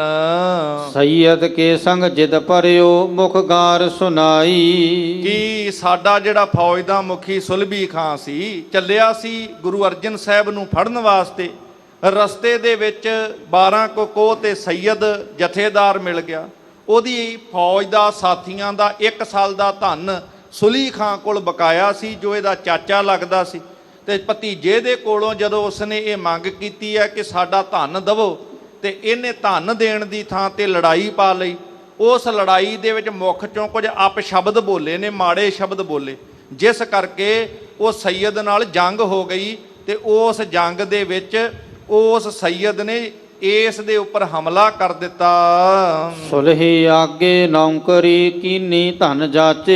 ਕਿਉਂਕਿ ਸੁਲੀ ਖਾਂ ਦੇ ਕੋਲ ਉਹ ਸੈਯਦ ਤੇ ਉਹਦੀ ਫੌਜ ਨੌਕਰੀ ਕਰਦੀ ਸੀ, ਉਹ ਇਹਦੇ ਕੋਲੋਂ ਸੁਲਭੀ ਖਾਂ ਕੋਲੋਂ ਧਨ ਮੰਗਦੇ ਸਨ। ਇਹ ਸਾਰੀ ਖਬਰ ਹੁਣ ਦੱਸ ਰਹੇ ਨੇ ਜਿਹੜੇ ਫੌਜੀ ਹੁਣ ਬਚ ਕੇ ਆਏ ਨੇ ਸਿਪਾਹੀ, ਸੁਲਭੀ ਦੇ ਜਿਹੜੇ ਨਾਲ ਦੇ। ਝਗਰ ਪਰੇ ਆਪਸ ਬਿਖੈ ਦੋਨੋਂ ਰਿਸ ਰਾਚੇ। ਦੋਵੇਂ ਆਪਸ ਵਿੱਚ ਲੜ ਪਏ, ਸੁਲਭੀ ਖਾਂ ਤੇ ਦੂਸਰੇ ਪਾਸੇ ਉਸ ਸੈਯਦ ਫੌਜਦਾਰ ਦਾ ਵੀ ਆਪਸ ਵਿੱਚ ਇਹ ਮੁਕਾਬਲਾ ਹੋ ਗਿਆ, ਇਹ ਲੜਾਈ ਹੋ ਗਈ। ਜਮਦਰ ਮਾਰੀ ਮਰ ਗਇਓ ਹਮ ਹਟ ਕਰ ਆਏ। ਉਹਨੇ ਤਿੱਖੀ ਕਟਾਰ ਖਿੱਚ ਕਰਕੇ ਸੁਲਭੀ ਖਾਂ ਦੇ ਢਿੱਡ ਵਿੱਚ ਮਾਰੀ ਹੈ, ਉਸੇ ਵਕਤ ਹੀ ਇਹਦੀ ਤੜਫ ਕੇ ਮੌਤ ਹੋ ਗਈ ਹੈ। ਤੇ ਜਦੋਂ ਸੁਲਭੀ ਖਾਂ ਮਰ ਗਿਆ, ਅਸੀਂ ਫਿਰ ਉੱਥੋਂ ਵਾਪਸ ਆ ਗਏ ਹਾਂ। ਸੁਨ ਚੰਦੂ ਬਿਸਮਿਓ ਹਿਰਦੇ ਭਲ ਮਾਰਨ ਧਾਏ। ਚੰਦੂ ਇਹ ਗੱਲ ਸੁਣ ਕੇ ਬੜਾ ਹੈਰਾਨ ਹੁੰਦਾ ਹੈ, ਕਹਿੰਦਾ ਚੰਗਾ ਮਾਰਨ ਗਿਆ ਸੀ, ਇਹ ਉਲਟਾ ਆਪ ਮਰ ਗਿਆ, ਇਹ ਕਿਵੇਂ ਦੀ ਗੱਲ ਹੋ ਗਈ ਹੈ। ਇਹ ਬੜਾ ਹੈਰਾਨ ਹੈ, ਸੋਚਾਂ ਵਿੱਚ ਪੈ ਗਿਆ ਹੈ। ਕੀਤਕ ਦਿਨ ਮੈਂ ਸ਼ਾਹ ਲਾਖ ਚੰਦੂ ਸੰਗ ਬੂਝਾ। ਹੁਣ ਇਹ ਗੱਲ ਚੰਦੂ ਨੂੰ ਤੇ ਪਤਾ ਲੱਗ ਗਈ ਹੈ, ਪਰ ਕਿਸੇ ਨੂੰ ਦੱਸ ਵੀ ਨਹੀਂ ਪਾ ਰਿਹਾ, ਕਿਉਂਕਿ ਦੱਸਦਾ ਹੈ ਤੇ ਇਹਦੀ ਆਪਣੀ ਹੇਠੀ ਹੁੰਦੀ ਹੈ ਕਿ ਗੁਰੂ ਘਰ ਦੇ ਖਿਲਾਫ ਜਿਹੜਾ ਚੜ ਕੇ ਜਾਂਦਾ ਹੈ ਉਹਦਾ ਆਪਣਾ ਕੱਖ ਵੀ ਨਹੀਂ ਰਹਿੰਦਾ।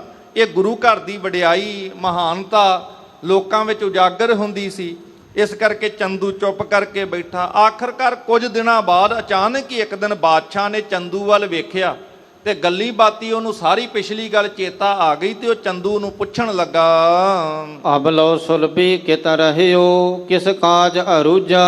ਕਿ ਅਜੇ ਤੱਕ ਸੁਲਭੀ ਖਾਂ ਦੀ ਕੋਈ ਖਬਰ ਨਹੀਂ ਆਈ। ਕਿੱਥੇ ਹੈ ਸੁਲਭੀ ਖਾਂ, ਕਿਹੜੀ ਥਾਂ ਤੇ ਹੈ, ਕਿੱਧਰ ਰੁੱਝ ਗਿਆ ਹੈ।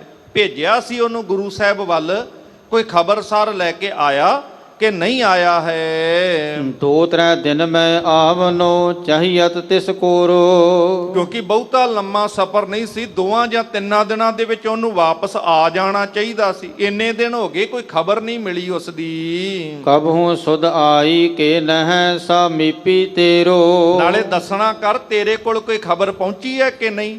ਉਹ ਸੁਲਭੀ ਖਾਂ ਦਾ ਕੀ ਹੋਇਆ ਹੈ, ਕੀ ਕਰਕੇ ਆਇਆ ਹੈ, ਕੁਝ ਦੱਸਣਾ ਕਰ। ਸੁਨ ਚੰਦੂ ਕਹਿ ਸ਼ਾਹ ਜੀ ਸੈਯਦ ਸੋ ਮਾਰਾ। ਹੁਣ ਬਾਦਸ਼ਾਹ ਨੇ ਪੁੱਛਿਆ ਹੋਵੇ ਤੇ ਚੰਦੂ ਨਾ ਦੱਸੇ ਕਿਵੇਂ ਹੋ ਸਕਦਾ।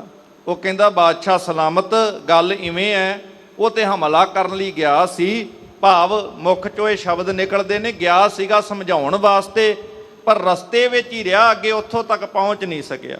ਉਹ ਸਮਝਾਉਣ ਵਾਸਤੇ ਜਾਣਾ ਚਾਹੁੰਦਾ ਸੀ, ਪਰ ਰਸਤੇ ਦੇ ਵਿੱਚ ਹੀ ਸੈਯਦ ਨਾਲ ਲੜਾਈ ਹੋ ਗਈ ਤੇ ਸੈਯਦ ਨੇ ਇਸ ਨੂੰ ਮਾਰ ਦਿੱਤਾ ਹੈ। ਝਗਰ ਪਰੇ ਹਿਤ ਨੌਕਰੀ ਬੜ ਗਜ਼ਬ ਗੁਜ਼ਾਰਾ। ਕੁਝ ਨੌਕਰੀ ਦਾ ਲੈਣ ਦੇਣ ਦਾ, ਤਨਖਾਹ ਦਾ ਕੋਈ ਮਸਲਾ ਬਣ ਗਿਆ ਇਹਨਾਂ ਦਾ, ਤੇ ਉਸ ਸੈਯਦ ਨੇ ਇਹਨੂੰ ਰਸਤੇ ਦੇ ਵਿੱਚ ਹੀ ਖਤਮ ਕਰ ਦਿੱਤਾ ਹੈ। ਇਸ ਤਰੀਕੇ ਦੀ ਘਟਨਾ ਬੜਾ ਗਜਬ ਗੁਜ਼ਰ ਗਿਆ ਹੈ, ਬੜੀ ਹੈਰਾਨੀ ਵਾਲੀ ਘਟਨਾ ਹੋ ਗਈ ਹੈ। ਜਹਾਂਗੀਰ ਚਿਤ ਵਯੋ ਤਬੇ ਗੁਰ ਪੀਰ ਬਹਾਨਾ।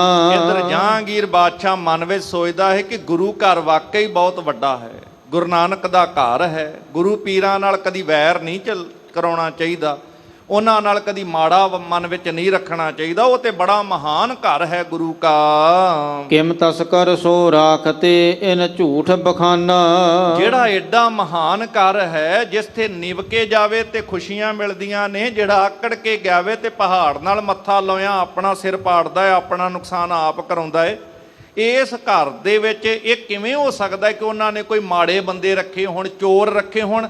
ਲੱਗਦਾ ਮੇਰਾ ਇਹ ਦੀਵਾਨ ਚੰਦੂ ਝੂਠ ਬੋਲਦਾ ਹੈ। ਕਹਿਓ ਪੁਨੇ ਬਿਨ ਦੋਸ਼ ਪਰ ਤੁਮ ਦੋਸ਼ ਬਖਾਨਾ। ਤੇ ਬੜੇ ਚੰਦੂ ਵੱਲ ਧਿਆਨ ਕਰਕੇ ਜਹਾਂਗੀਰ ਪਾਪੀ ਕਹਿੰਦਾ, ਤੂੰ ਝੂਠ ਬੋਲਿਆ ਸੀ, ਤੂੰ ਬਿਨਾਂ ਕਾਰਨ ਤੋਂ ਉਹਨਾਂ ਤੇ ਦੋਸ਼ ਲਾਉਣਾ ਹੈ। ਐਸੀ ਗੱਲ ਤੇ ਗੁਰੂ ਘਰ ਦੇ ਖਿਲਾਫ ਕੋਈ ਵੀ ਮੈਨੂੰ ਸਮਝ ਨਹੀਂ ਆਉਂਦੀ ਹੈ। ਕਿਮ ਪਹੁੰਚੇ ਅਦ ਬੀਚ ਹੀ ਮੂਰਖ ਹੱਥ ਪ੍ਰਾਨਾ। ਤੇ ਜਿਹੜਾ ਝੂਠ ਬੋਲੇ, ਮਾੜੇ ਦੋਸ਼ ਲਾਵੇ ਗੁਰੂ ਘਰ ਦੇ ਖਿਲਾਫ, ਗੁਰੂ ਪੀਰਾਂ ਦੀ ਬੜੀ ਮਹਾਨ ਅਵਸਥਾ ਹੈ, ਇਹ ਗੁਰੂ ਨਾਨਕ ਦਾ ਘਰ ਹੈ, ਬੜੀ ਵੱਡੀ ਬਖਸ਼ਿਸ਼ ਹੈ। ਤੇ ਜੇ ਕੋਈ ਬੰਦਾ ਉੱਥੇ ਮਾੜੀ ਸੋਚ ਲੈ ਕੇ ਜਾਵੇ, ਕਿਵੇਂ ਉੱਥੇ ਪਹੁੰਚ ਜਾਏਗਾ। ਉਹ ਤੇ ਅੱਧੇ ਰਸਤੇ ਵਿੱਚ ਵੀ ਮੂਰਖ ਦੇ ਫਿਰ ਆਪਣੇ ਹੀ ਪ੍ਰਾਣਾਂ ਦਾ ਨੁਕਸਾਨ ਹੋਣਾ ਹੀ ਹੋਇਆ। ਮੁਝ ਮਨ ਮੈਂ ਇਮ ਸਮਝ ਭੀ ਕਹਿ ਤੂਸ਼ਨ ਹੋਇਓ। ਤੇ ਬਾਦਸ਼ਾਹ ਜਹਾਂਗੀਰ ਕਹਿੰਦਾ, ਮੈਨੂੰ ਤੇ ਸਮਝ ਆਉਂਦੀ ਆ ਤੂੰ ਸਾਰਾ ਝੂਠ ਹੀ ਬੋਲਿਆ ਹੈ। ਉਹ ਗੁਰੂ ਘਰ ਬੜਾ ਮਹਾਨ ਹੈ, ਤੇ ਜਿਵੇਂ ਇਹ ਤੇਰੇ ਭੇਜਿਆ ਹੋਇਆ ਸੁਲਭੀ ਖਾਂ ਨਾਲ ਘਟਨਾ ਵਰਤੀ ਹੈ, ਇਹ ਉਹਦੀ ਕਰਨੀ ਦਾ ਫਲ ਉਸ ਨੂੰ ਮਿਲ ਗਿਆ ਹੋਇਆ ਹੈ। ਇਸ ਤਰ੍ਹਾਂ ਕਹਿ ਕੇ ਕਿ ਤੂੰ ਇਹ ਝੂਠ ਬੋਲ ਕੇ ਝੂਠੇ ਦੋਸ਼ ਲਾਏ ਆ, ਗੁਰੂ ਘਰ ਮਹਾਨ ਹੈ, ਇਹ ਕਹਿ ਕੇ ਬਾਦਸ਼ਾਹ ਚੁੱਪ ਹੋ ਜਾਂਦਾ ਹੈ। ਰੁਖ ਲਖ ਕਹਿ ਪਾਤਸ਼ਾਹ ਕੋ ਚੰਦੂ ਦੁਖ ਪੋਇਓ। ਜਦੋਂ ਬਾਦਸ਼ਾਹ ਨੇ ਇਹਨੂੰ ਝੂਠਾ ਸਾਬਤ ਕਰ ਦਿੱਤਾ ਤੇ ਇਹ ਸੋਚ ਕੇ ਹੁਣ ਬਾਦਸ਼ਾਹ ਦਾ ਰੁਖ ਵੇਖ ਕੇ ਚੰਦੂ ਬੜਾ ਦੁਖੀ ਹੁੰਦਾ ਹੈ। ਮੈਂ ਤੇ ਆਪਣੀ ਗੱਲ ਸਾਬਤ ਕਰਨਾ ਚਾਹੁੰਦਾ ਸੀ ਪਰ ਬਾਦਸ਼ਾਹ ਮੇਰੀ ਗੱਲ ਸੁਣਦਾ ਨਹੀਂ, ਇਹਨੇ ਤੇ ਮੈਨੂੰ ਹੀ ਉੱਪਰਲਾ ਇਹ ਝੂਠਾ ਦੋਸ਼ੀ ਸਾਬਤ ਕਰਤਾ ਹੈ, ਮੇਰਾ ਪਾਜ ਤੇ ਉਗੜ ਗਿਆ ਹੈ। ਉਠ ਆਇਓ ਨਿਜ ਸਦਨ ਕੋ ਉਰ ਝੂਰਹਿ ਪੂਰਾ। ਉੱਥੋਂ ਉੱਠ ਕੇ ਆਪਣੇ ਤੰਬੂ ਦੇ ਵਿੱਚ ਆ ਗਿਆ ਹੈ। ਮਨ ਹੀ ਮਨ ਕਰਕੇ ਬੜਾ ਝੂਰਦਾ ਹੈ, ਦੁਖੀ ਹੁੰਦਾ ਹੈ। ਕਾਰਨ ਕੀ ਹੈ? ਜਿਹੜੀ ਵੀ ਵਿਉਂਤਬੰਦੀ ਮੈਂ ਬਣਾਉਣਾ ਗੁਰੂ ਘਰ ਦੇ ਖਿਲਾਫ, ਇਹ ਉਲਟਾ ਹੀ ਆਕਾਸ਼ ਨੂੰ ਜਿਵੇਂ ਤੀਰ ਚੱਲੇ ਤੇ ਉਲਟਾ ਹੀ ਆ ਕੇ ਸਿਰ ਤੇ ਵੱਜੇ ਤੇ ਉਲਟਾ ਮੇਰਾ ਹੀ ਨੁਕਸਾਨ ਹੋ ਰਿਹਾ ਹੈ। ਇਤੋ ਯਤਨ ਕਰ ਕੂਰ ਕੇ ਨਹਿ ਉਤਰਿਓ ਪੂਰਾ। ਇਹਨੇ ਯਤਨ ਕੀਤੇ, ਝੂਠ ਬੋਲੇ ਨੇ, ਪਰ ਕੋਈ ਵੀ ਦਾਉ ਪੇਚ ਮੇਰਾ ਪੂਰਾ ਨਹੀਂ ਉਤਰਦਾ ਹੈ। ਤਾਤੀ ਵਾਉ ਨ ਲੱਗਈ ਨਹਿ ਪਾਇਓ ਤਰਾਸਾ। ਪਰ ਇਹ ਤੇ ਦਰ ਘਰ ਐਸਾ ਸੀ, ਤਾਤੀ ਵਾਹੋ ਨਾ ਲੱਗ ਗਈ ਪਾਰ ਬ੍ਰਹਮ ਸ਼ਰਨਾਈ। ਚੌਕਿਰਦ ਹਮਾਰੇ ਰਾਮਕਾਰ ਦੁੱਖ ਲੱਗੇ ਨਾ ਭਾਈ ਵਾਲੀ ਕਲਾ ਸੀ ਗੁਰੂ ਨਾਨਕ ਦੇ ਘਰ ਦੀ। ਜਿਹੜਾ ਦੁਨੀਆ ਨੂੰ ਦੁੱਖਾਂ ਤੋਂ ਕੱਢਣ ਵਾਲਾ, ਉਹਦੇ ਘਰ ਨਾਲ ਕੋਈ ਵੈਰ ਕਮਾਵੇ। ਇਸ ਕਰਕੇ ਇਹ ਡਰਾਉਣਾ ਚਾਹੁੰਦਾ ਹੈ ਪਰ ਇਸ ਘਰ ਨਾਲ ਕੋਈ ਵੀ ਮਾੜਾ ਨਹੀਂ ਕਰ ਪਾ ਰਿਹਾ ਸੀ। ਮੂਰਖ ਸੰਕਟ ਕੇ ਸਹਿਤ ਭਰ ਦੀਰਘ ਸਵਾਸਾ। ਇਸ ਤਰ੍ਹਾਂ ਇਹ ਮੂਰਖ ਚੰਦੂ ਪਾਪੀ ਇਹੋ ਜੀ ਸਾਰੀ ਘਟਨਾ ਕਰਕੇ ਮਨ ਹੀ ਮਨ ਕਰਕੇ ਬੜਾ ਦੁਖੀ ਹੁੰਦਾ ਹੈ। ਕਿਉਂਕਿ ਗੁਰੂ ਨਾਨਕ ਦਾ ਘਰ ਹੈ, ਜਿਹੜਾ ਨਿਵ ਕੇ ਆਉਂਦਾ ਹੈ, ਝੁਕ ਕੇ ਆਉਂਦਾ ਹੈ, ਉਹ ਰਹਿਮਤਾਂ ਨਾਲ ਬਖਸ਼ਿਸ਼ਾਂ ਨਾਲ ਝੋਲੀਆਂ ਭਰ ਲੈਂਦਾ। ਜਿਹੜਾ ਹੰਕਾਰ ਨਾਲ ਚੜ ਕੇ ਆਇਆ ਹੈ, ਅੱਜ ਤੱਕ ਦਾ ਇਤਿਹਾਸ ਹੈ, ਜਿੰਨੇ ਵੀ ਗੁਰੂ ਘਰ ਦੇ ਨਾਲ ਮੱਥਾ ਲਾਉਣ ਦਾ ਯਤਨ ਕੀਤਾ ਹੈ, ਉਹਨੇ ਆਪਣੀ ਕਰਨੀ ਕਰਕੇ ਆਪਣਾ ਨੁਕਸਾਨ ਕਰਵਾ ਲਿਆ ਹੋਇਆ ਹੈ। ਸੋ ਇਹ ਗੁਰੂ ਘਰ ਦੇ ਵਿੱਚ ਜਦੋਂ ਆਈਏ, ਨਿਮਾਣੇ ਬਣ ਕੇ ਆਈਏ, ਜਿਹੜੀਆਂ ਪੌੜੀਆਂ ਉਤਰਦੇ ਵੀ ਆ ਨਾ, ਉਹ ਇਸੇ ਕਰਕੇ ਪ੍ਰੇਰਨਾ ਹੈ ਕਿ ਨਿਮਰਤਾ ਦੇ ਨਾਲ ਆਏਗਾ ਤੇ ਦਰ ਤੋਂ ਬਖਸ਼ਿਸ਼ਾਂ ਮਿਲਣਗੀਆਂ। ਨੀਵਾਂ ਹੋ ਕੇ ਆ ਗੁਰੂ ਨਾਨਕ ਦੇ ਘਰ, ਬੜਾ ਕੁਝ ਮਿਲੇਗਾ।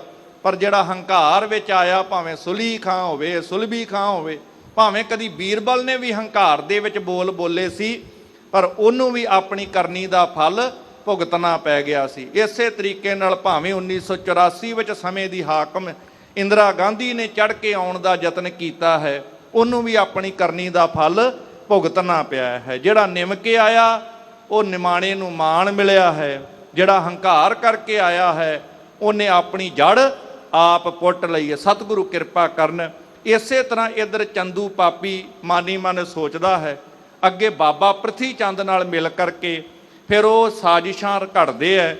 ਬਾਬਾ ਪ੍ਰਿਥੀ ਚੰਦ ਵੀ ਫਿਰ ਜਿਵੇਂ ਪਰਲੋਕ ਗਮਨ ਕਰਦੇ ਆ। ਇਹ ਪ੍ਰਸੰਗ ਅਗਲੇ ਦੀਵਾਨਾਂ ਵਿੱਚ ਆਪਾਂ ਸਰਵਣ ਕਰਾਂਗੇ। ਸਤਿਗੁਰੂ ਰਹਿਮਤ ਕਰਨ, ਸਭ ਦੀ ਹਾਜ਼ਰੀ ਸੇਵਾ ਦਰ ਤੇ ਪ੍ਰਵਾਨ ਕਰਨ। ਭੁੱਲ ਚੁੱਕ ਦੀ ਖਿਮਾ, ਸਭ ਦਾ ਧੰਨਵਾਦ। ਗੁਰੂ ਗ੍ਰੰਥ ਸਾਹਿਬ ਦਾ ਸ਼ੁਕਰਾਨਾ। ਅਖੀਰਲੀਆਂ ਪੰਕਤੀਆਂ ਪੜ੍ਹ ਕੇ ਸਮਾਪਤੀ ਹੈ ਜੀ। ਤਾਤੀ ਵਾਉ ਨਹਿ ਲੱਗੀ ਨਹਿ ਪਾਇਓ ਤਰਾਸਾ। ਮੂਰਖ ਸੰਕਟ ਕੇ ਸਹਿਤ ਭਰ ਦੀਰਘ ਸਵਾਸਾ। ਵਾਹਿਗੁਰੂ ਜੀ ਕਾ ਖਾਲਸਾ, ਵਾਹਿਗੁਰੂ ਜੀ ਕੀ ਫਤਿਹ।